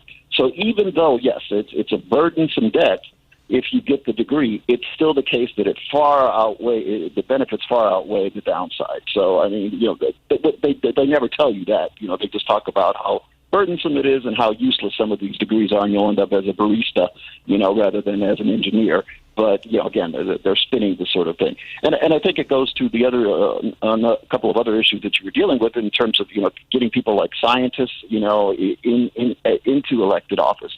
I mean, I would love to see a city council full of people like yourself, like Dick Simpson and others, but that's not a reality. And unfortunately, you get a lot of people who are making these decisions for the rest of us in terms of being in elected office, who have no background. I mean, inductive and deductive reasoning, they don't understand the distinction between what I'm talking about. Anecdotal evidence versus research. They don't understand what I'm talking about. So, you talk to people on the right who actually hold office, they will have you believe that there's a debate with regard to the efficacy of vaccines. There's no debate in the scientific community. A debate with regard to climate change, man-made climate. There's no debate in the scientific community on these issues. But they would have you believe that there is one. Why? Because either they are lying, or two, they simply don't have the educational background to understand that debate is not taking place. With the fact that it's being debated on Fox News does not make it a debate in the scientific community. Yeah. So, Steve, I hear you. I want to say I am thrilled that when I was in the city council, everybody wasn't like me. I think it wouldn't work. I don't think that's how democracies work. I found my colleagues, by and large, to be, and some of them had not gone to college. Some of them did not have that in their background, but I found them by and large to be pretty smart, and they knew what was going on in their communities. And the politics made getting decisions tough, but I don't think, I think communities should be able to have people who share their experience, and in a lot of communities in Chicago, you have people who have not had the benefits of college, and you know what? That's okay. And I thought my colleagues, by and large, were pretty smart and pretty savvy about their own communities. And I'm delighted that our legislatures contain that kind of diversity. And I'm talking about diversity of educational experience. I'm not talking about ethnic diversity or anything like that. I'm just talking about diversity of life experience and education here. I'm not a snob about this. I think having everybody with a great, traditional college education would only further alienate lots of America. And you're absolutely right in that regard, because I don't want to give people the impression that there's only one way to become, say, quote unquote, one of the smart people or one of the, the qualified people. There's a lot of different ways to get there. Some of the greatest minds in the world never had the benefit of formal education. Right. So yes, and so yes, we need that diversity. Having said that, on average, I do think that there are as society becomes much more technical, and you need a certain background in order to make an informed decision when you're casting a vote. And we definitely need good policy people hired into government for the non-political jobs, so that the policy work can go hand in hand with the political work. And this is the last point that I want to make. And I was trying to get people, to come on board with regard to a panel discussion about a decade ago on climate change, and I was sort of tapping the minds of colleagues, and okay, well, hey, you know what? This is the person you want. This is the person you want. I contacted some of these people because they had written such and such a piece, God knows how many years ago. And you'd be surprised at how many didn't want to participate in anything. Why? Because they had been harassed online, they had been doxxed, because, God forbid that somebody should cite your work in some book that they wrote about climate change, and then all of a sudden the crazies online are all of a sudden contacting your university, your place of work, your children, your wife, whatnot. Yeah, it's a tough time out there right now, that's for sure. If you're going to step up, you got to be brave. Very tough time. All right, Steve, thank you as always. Have a good week, and we'll talk to you again. Stuart. Yes, Ed, my subject was the January 6th invasion, but so many things came up before that I would just like to briefly comment on. Have at it. College expenses at the University of Illinois in the 50s were $130 a year. They're now $13,000. How is that accounted for? My accounting is it's due to tax brackets. And then, okay, now I'll get back to my subject. The beautiful granddaughter of Father Time came to me, and I got this verse out of her. She said, I am Jan 6, and I was when despotics invaded our capital. No Minutemen sped to shoot them down. The Second Amendment lost its crown. So I believe the Second Amendment, by virtue of that illegal act, is de facto defunct. But of course, it's still in the Constitution, and you have to get judges that will rule that you can't leave firearms lying around the house for your children to use. Or in the Rittenhouse case, one thing I seemed unexplained was whether his weapon was shooting dum-dum bullets, because it destroyed a man. His name was Gross Kreitz. Destroyed his upper arm. There wasn't a bullet hole. Stuart, where did you get that poem? I wrote it. Oh, I liked it. Send it to me. I will. In fact, you put my Chicago song before the city council over 20 years ago. Oh, my. As it was explained to me, every alderman has his own supporters who have their city songs, and there's a filing cabinet full of them. Oh, I haven't seen that. This is Lois Weisberg told. Lois told you that. Oh, I haven't seen that filing cabinet, but that would be interesting. That would be interesting. So you're a songwriter? Well, it's become a hobby of mine in my old age, and it's better than doing crossword puzzles, I think. Write songs that will. I mean, we are in an enormous fight for our democracy right now, an enormous fight. And it's very important that we keep our spirits up, that we remember that what we're fighting for, that we do not fight with the same mindless rage that we see on the other side, but remember, as Michelle Obama used to say, when they go down, we go up, or when they go low, we go high. I said, so write songs that will keep us where we need to be so that we can win this fight and that we don't destroy the thing we love while we're fighting for it. Thank you for your call. I really appreciate it. Inspired the songwriting. There was a song we used to sing dating from 1924, Behold, she stands beside her inland sea. I don't know whether it was ever heard outside of the 8th grade of the Chicago Public Schools. Right. I was not in school in the 1920s, so I missed that one. Thank you for your call. Very good. Yep. Okay, Dave. Hey, Edwin, how are you doing? Good. Good to hear you again. 2 quick points. Like when you and Eric, were on earlier and that, you talking on the Supreme Court and that. But I noticed everybody kind of glosses over the fact that on the Merrick Garland, President Obama, he could have did that recess appointment, but he didn't do it. Maybe we would not have what we have now if he would have, told the line and went and put Garland in. No, I can't do that. You can do recess appointments for lots of things. You can't recess appoint a Supreme Court judge and have them in there. That's not how that works. That's the way they made it sound like he could have, but he didn't. No. Anyway, but the other point I was going to bring out was I just read where the Proud Boys and some other right-wing groups are holding a Kyle Rittenhouse appreciation rally today in Salt Lake City, Utah, an armed rally.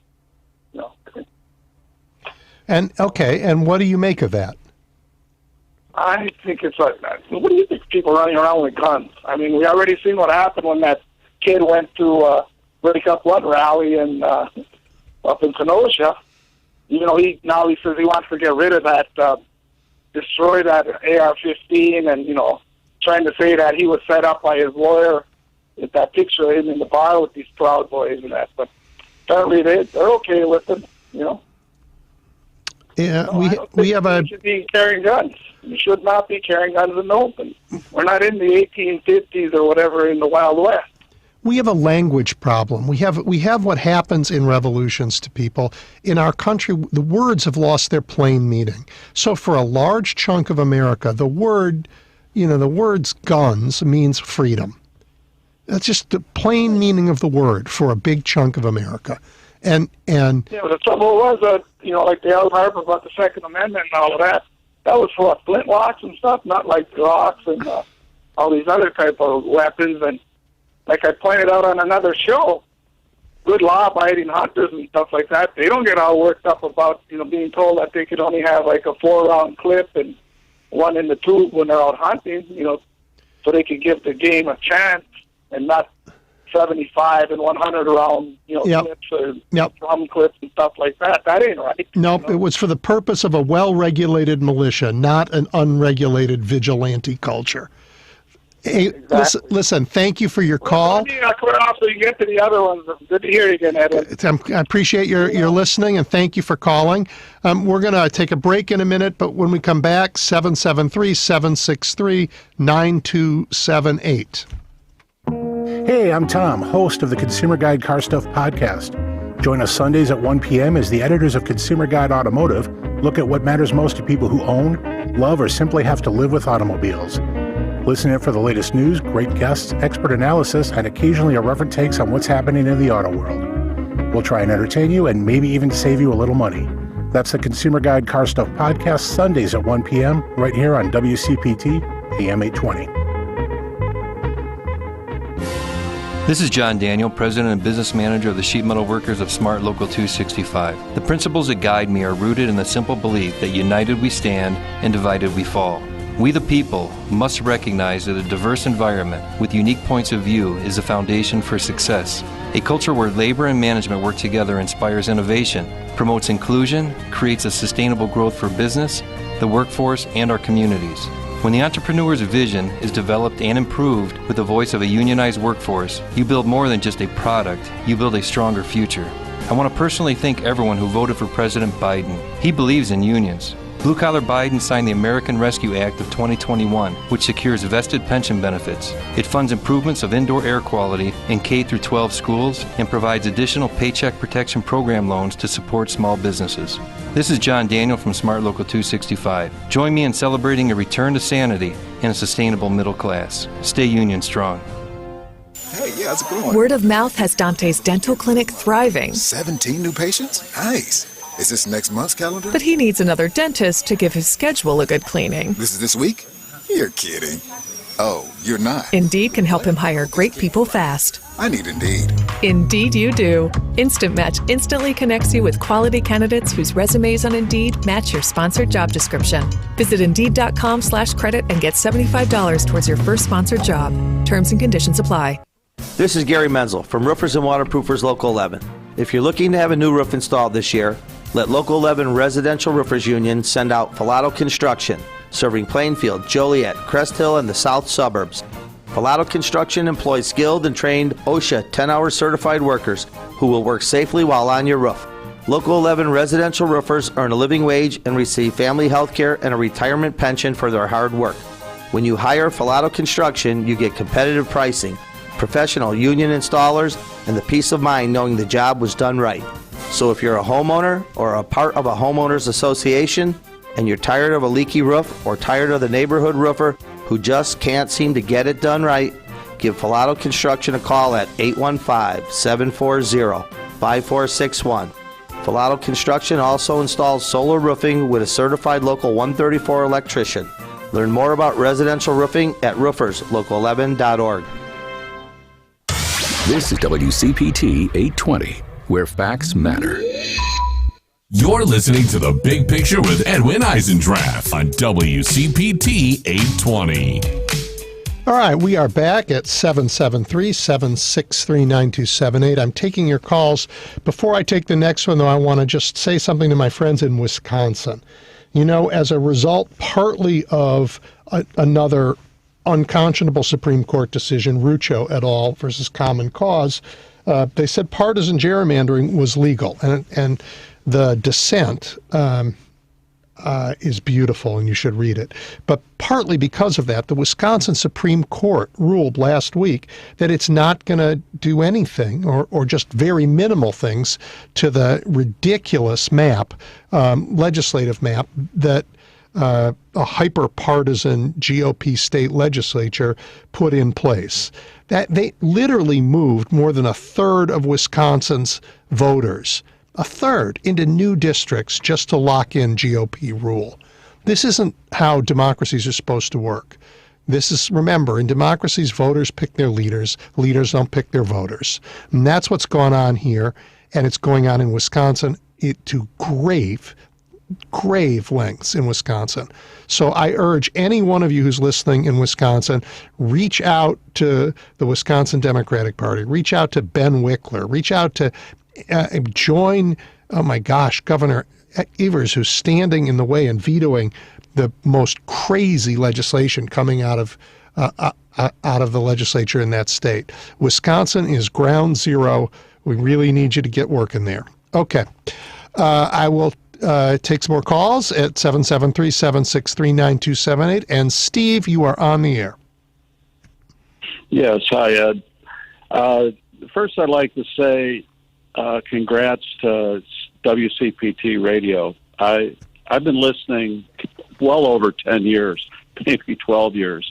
And it's just a real delight and treat to have progressive values espoused on the radio waves, wherein, most of the country, all they get is the right wing, that we get drowned out. Now, originally I was going to call in and talk about voting rights, but you did an excellent job covering that, and nothing could be more important. So I'm just going to introduce another subject, and that is, I believe that the Republican Party is the most dangerous organization this country has ever faced as it's currently constituted.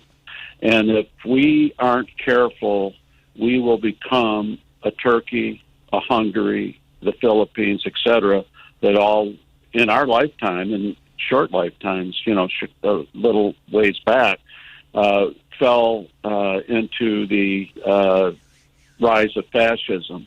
And if Donald Trump and the GOP aren't the reincarnation of one Adolf Hitler and the Nazi Party, I don't know what is. And the last thing I'd like to say is, I called Tom Hartman 5 years ago and got on his show, first phone call I ever made. And I asked his listeners and Tom, had they ever read The Rise and Fall of the Third Reich by William Shirer? Because I was always curious, I'm 72 years old, I was curious how a Western democracy could have fallen into the depravity and, everything else that Hitlerism represented. And my comment to Tom was, when I first saw Trump, talking about Muslims and talking, about bullying and, punch him in the face, etc., I immediately thought back to the 20s of what I had read in Shirer's, wonderful book on that whole time in history. And we are on the precipice, and it's voices like yours and Steve, who called in earlier, me, who Facebooks and have over 55,000 followers, for a second page that I put in honor of my father called Concerned Citizen. We're fighting for our very lives, and those that don't think so, maybe one day will wake up and wonder what happened, but at least we know that it's happening now. There was a lot there. I've read The Rise and Fall of Third Reich, and I know something about that history. I don't think we're in the same place. I think Turkey today may be a better example, and I'm not sure that this is the worst threat we've faced. Jeff Davis certainly posed a pretty serious threat in the 1860s, but this is up there. I agree with you about that. And the good thing, and it's very important to keep us grounded in this.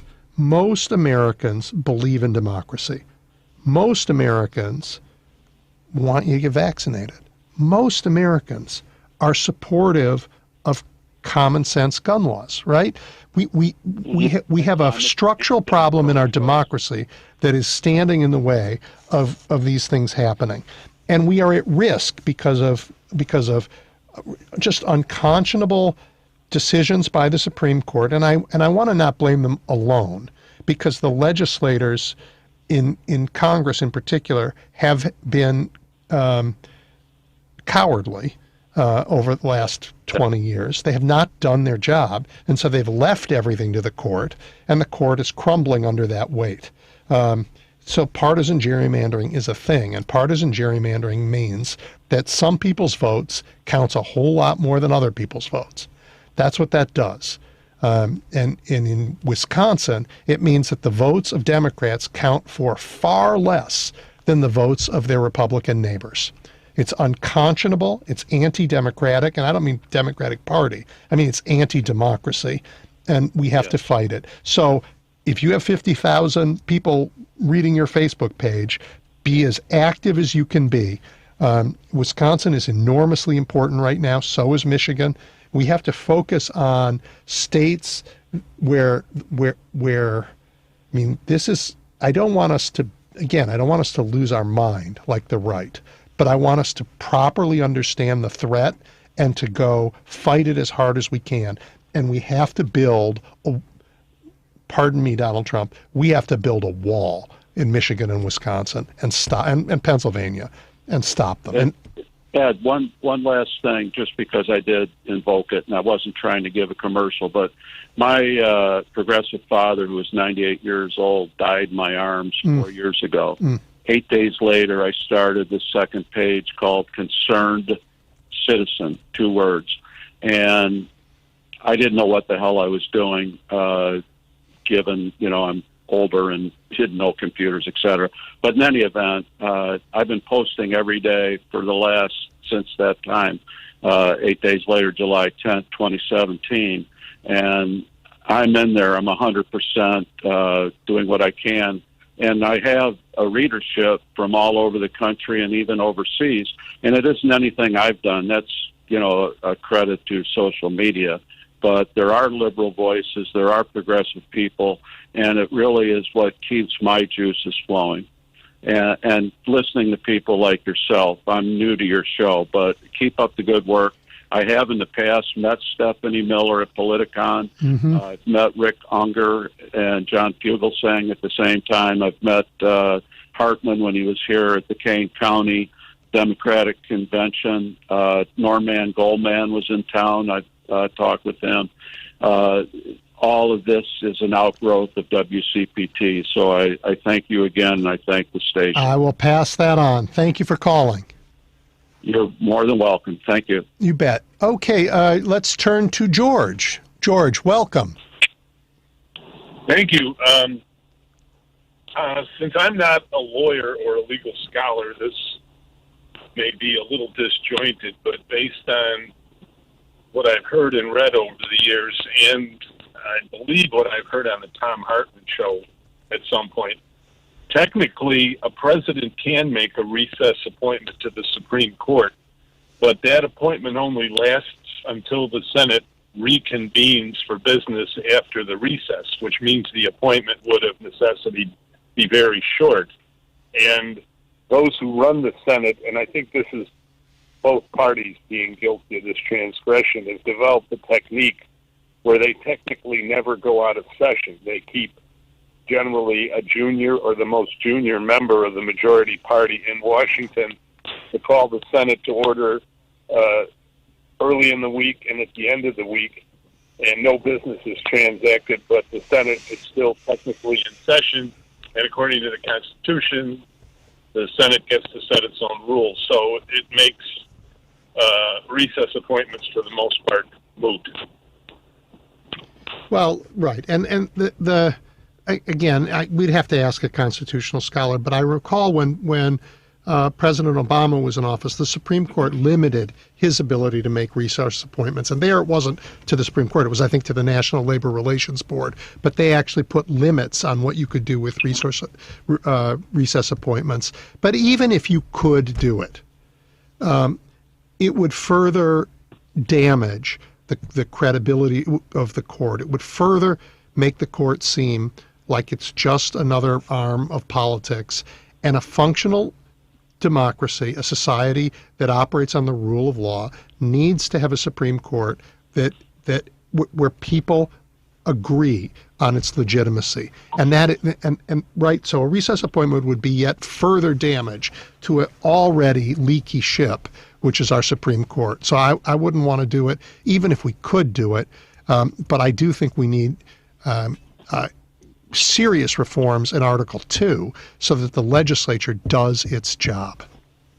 Yeah, I essentially agree with you that it would be a pointless and probably at least a minimally destructive exercise. What bothered me the most during those many months where Merrick Garland was left dangling in the wind was that President Obama did not go to war over this. He did not use the bully pulpit. He should have raised the issue every day at every public appearance he made and at every press conference, and he should have gone into the states where the Republicans were the senators, and he should have raked them over the coals. That's what Harry Truman would have done. He would have given them hell. And the fact that Obama did not fight for his nominee is a black mark against his political career. No pun intended. I'm sorry. But, well, I don't know what... I was an outsider, and I was a very strong supporter of Obama both times. Yep. And I was just disappointed as hell that he didn't fight for tooth and nail. You know what? Whether he fought or not, I don't think it mattered to Mitch McConnell. I don't think the united behavior of the GOP can be shamed. I don't believe they can be shamed at all because they've demonstrated no bottom below which they will not go. Every time you think it hit bottom, they go further. I mean, let's just talk about this week. I mean, the idea that Governor Ron DeSantis in Florida can stand up and say he wants his own Praetorian Guard. He wants to have a military force that is not the National Guard in his state, because the National Guard, you actually need to coordinate with the federal government. He wants an army that only reports to him in Florida. Can you imagine what direction they're taking the country? I mean, you have to read Roman history to see anything like it, and that didn't end so well for personal liberty. So if President Obama had spoken out more, I'm not sure it would have made a difference. It may have made you feel better and me feel better. Might have made Merrick Garland feel better, but it wouldn't have done anything because they don't care. They are determined to undermine the democracy to stay in power. That's the only thing they stand for. That's why they have no issues. That's why they have no platform. Right? That's why they have said in this next election cycle, we are not gonna have any document that says what we're for. We're not going to tell anybody if we take back the House, here's what we're going to vote on. It doesn't matter to them. They're not motivated by anything other than getting power, and then they figure out what to do with it because they've got themselves in this sinking loop of anger and rage. We can't go there. We can't go there. We have to help them heal and find a better place. Anyway, George, thank you. I really appreciate your listening and your calling, and I hope you have a happy holiday. Right back at you. Yeah, you take care. All right, I'm taking calls at 773-763-9278, and David, you are on the air. Oh, thanks, Edwin. Yeah, I was spurred to call when I heard the fellow raise the William Shirer book about the rise of Hitler. And in 1957, about 10 years after the war, it was discovered that the monarchy was actually an ally of Adolf Hitler. If you remember, at the end of World War I, the king of Germany, the Kaiser, had to abdicate, and they had a brand new republic, and so Germany was not experienced in democracy. They only had about 10 years, 15 years of democracy, and part of the problem that they were saddled with the Kaiser's debt. That the reparations from World War I had to be paid by the people of Germany instead of by the Kaiser and his family. And so Adolf Hitler and his backers took advantage of that, and they basically created the issue of useless bread eaters that had to be put into concentration camps to pay off the debt. and so they were able to basically kill the citizenry that didn't, pledge allegiance to Hitler. They didn't heil him, and they didn't they didn't punish the king, the Kaiser, for causing World War I. And so the King of England, Edward VIII, was actually also an ally of Hitler, and that's what emerged in 1957. And that this issue of who were the Nazis, they were the brown shirts and the black shirts were both criminal gangs. The black shirts eventually became the Gestapo, and they killed the brown shirts. The one gang crushed another one, and when you start talking about the Republican Party at this point, are really more like criminal gangs rather than there is no logic. Like you were just saying, they have no policy anymore. They don't talk about what can be given to America, how America can be made stronger. They're really just talking about carving it up for their own private fiefdoms. Well, David, they aren't criminal because what they're doing is legal. It should not be. Partly because of the decisions of the Supreme Court and the failures of Congress to take other actions, what they're doing is completely legal. They can't go to jail for telling people to drink horse paste instead of taking a vaccination. How do you mean it's legal? I mean it's legal. I mean, if that's reckless endangerment. Well,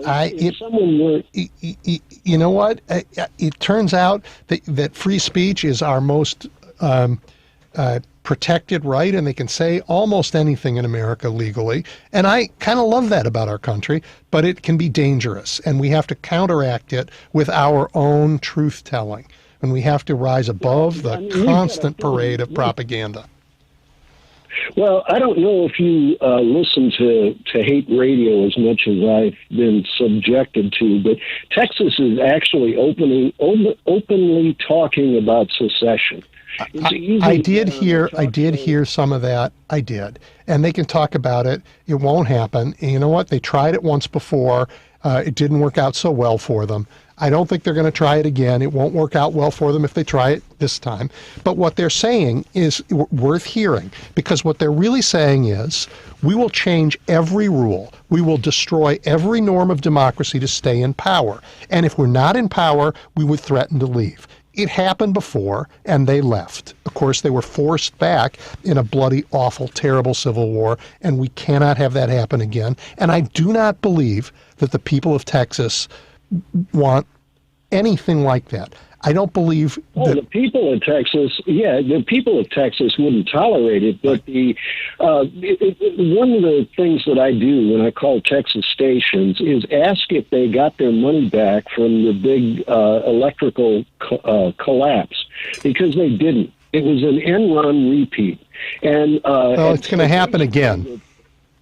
Well, I know, and the power brokers of Texas, the Governor Abbott and all of his attorney general and crooked, the Railroad Commission and whatnot, they basically are also a pack of thieves.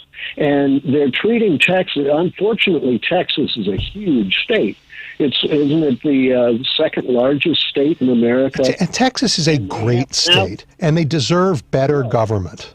They're a great state with wonderful people, and they deserve better. It's an issue, though, of all their eggs in one basket.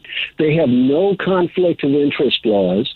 And so when you take a criminal operation like Governor Abbott and the Railroad Commission and the way they set up their electric grid, they set up their electric grid so that they could criminally loot the people of Texas, and the federal government could not do any oversight.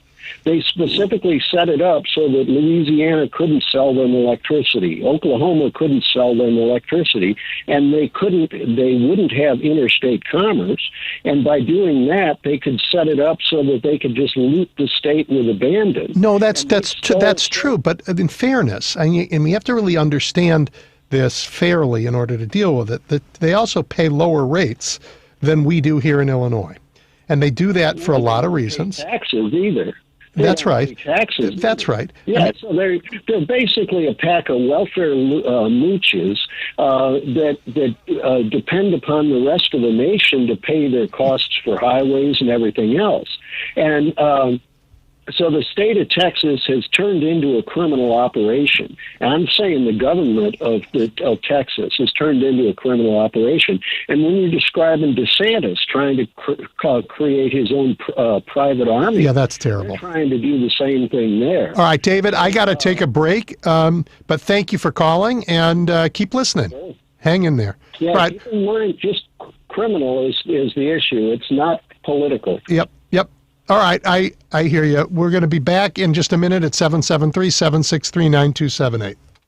I'm David Hochberg. It's Saturday, and you want to sell your home to a family member.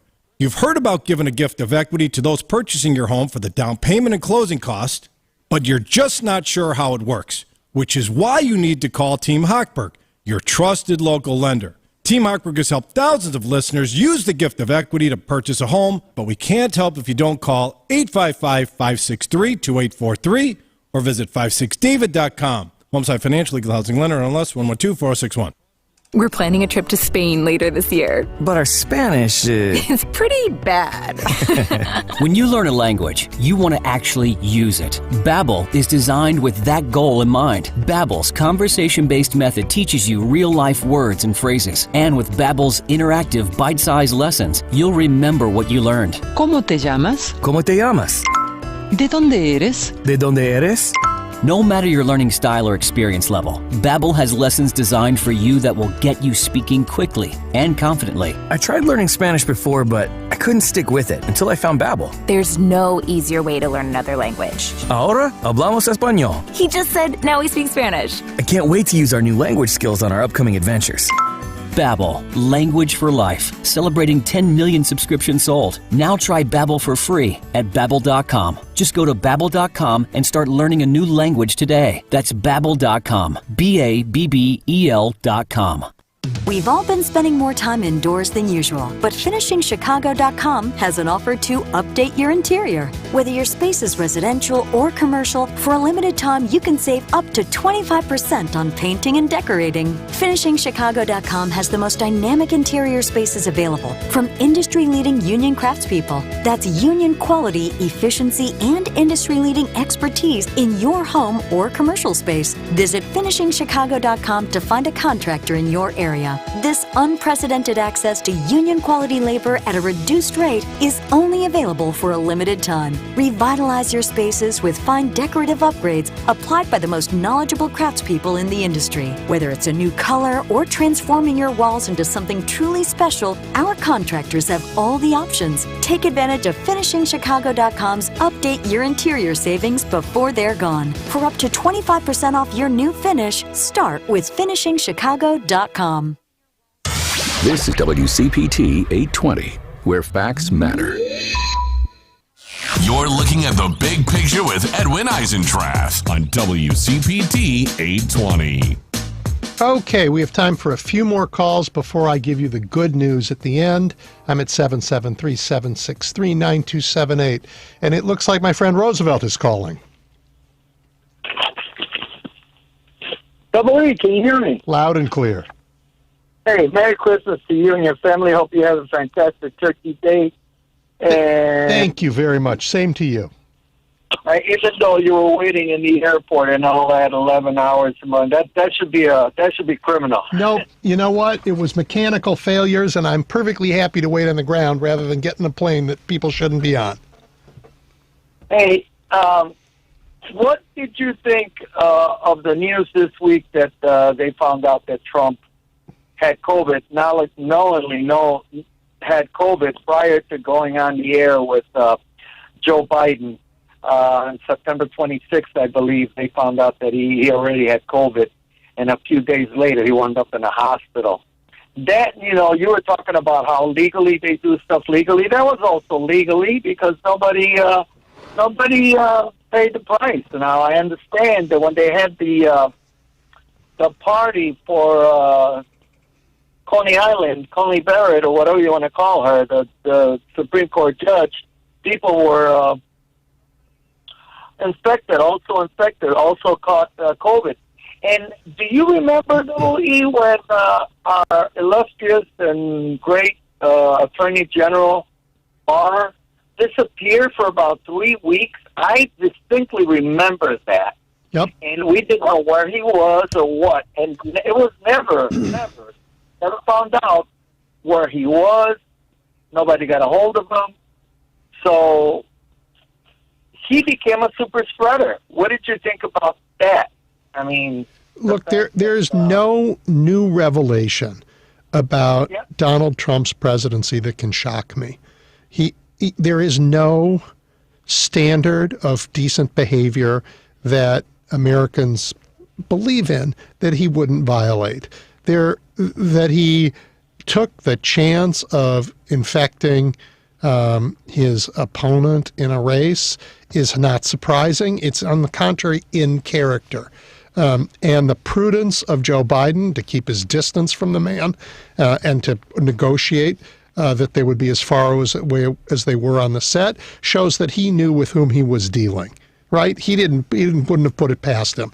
So I'm glad that President Biden had the good sense to properly weigh the character of the man he was running against and to take prudent steps to protect himself, as he's taking steps to protect all of us in this pandemic right now.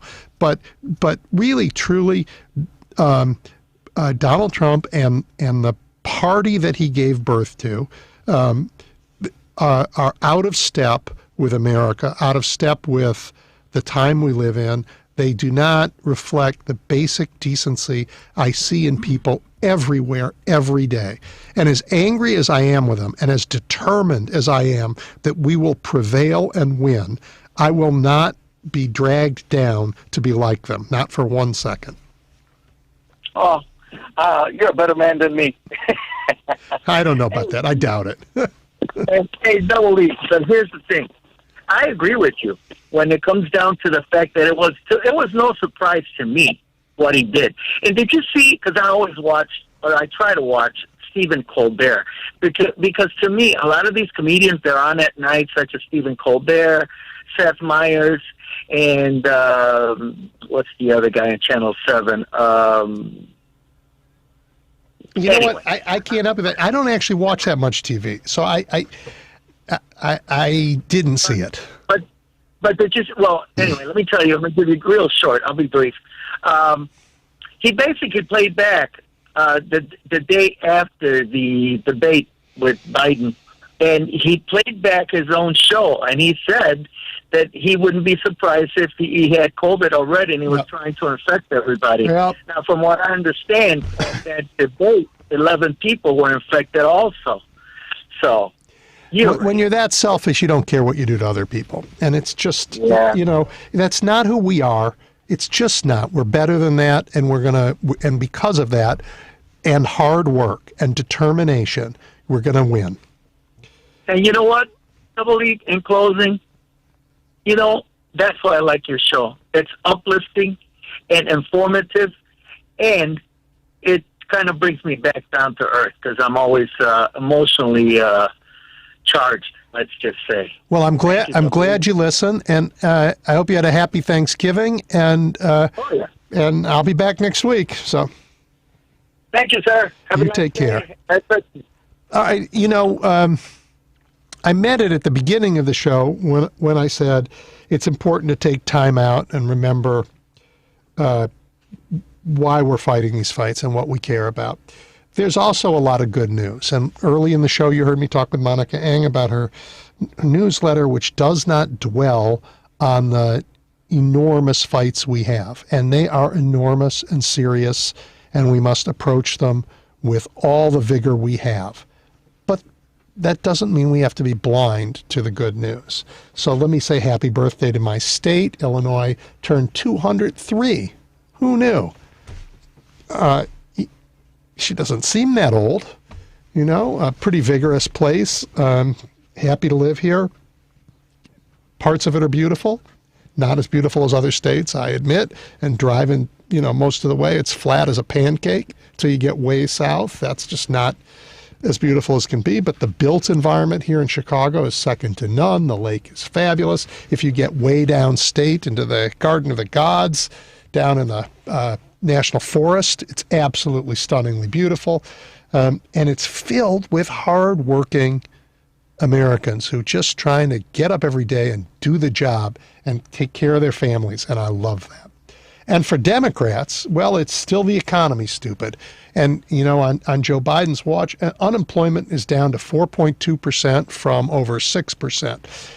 About 6 million new jobs have been created in the last 10 months. And guess what?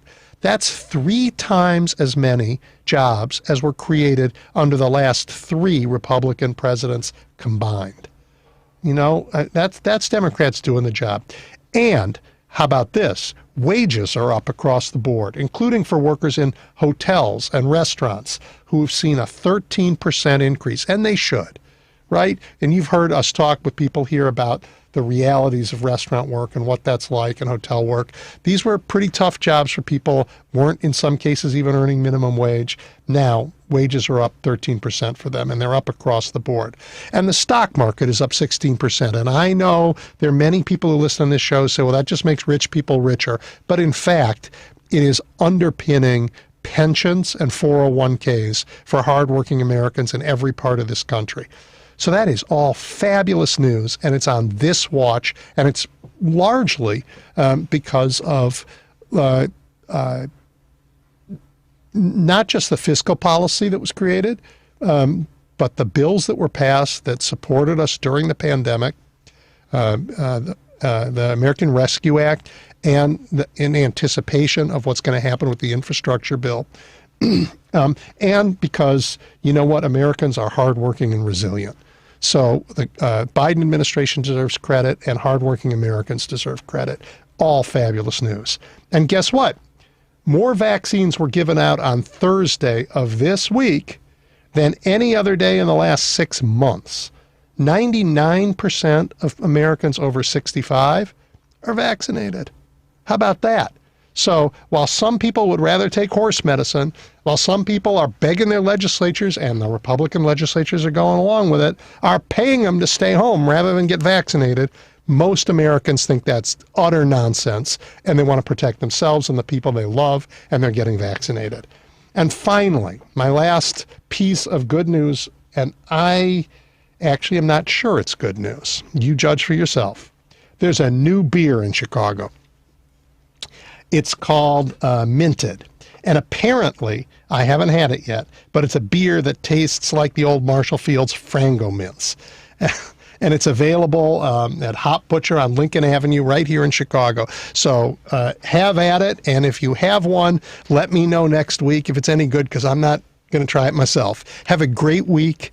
Talk to you next week.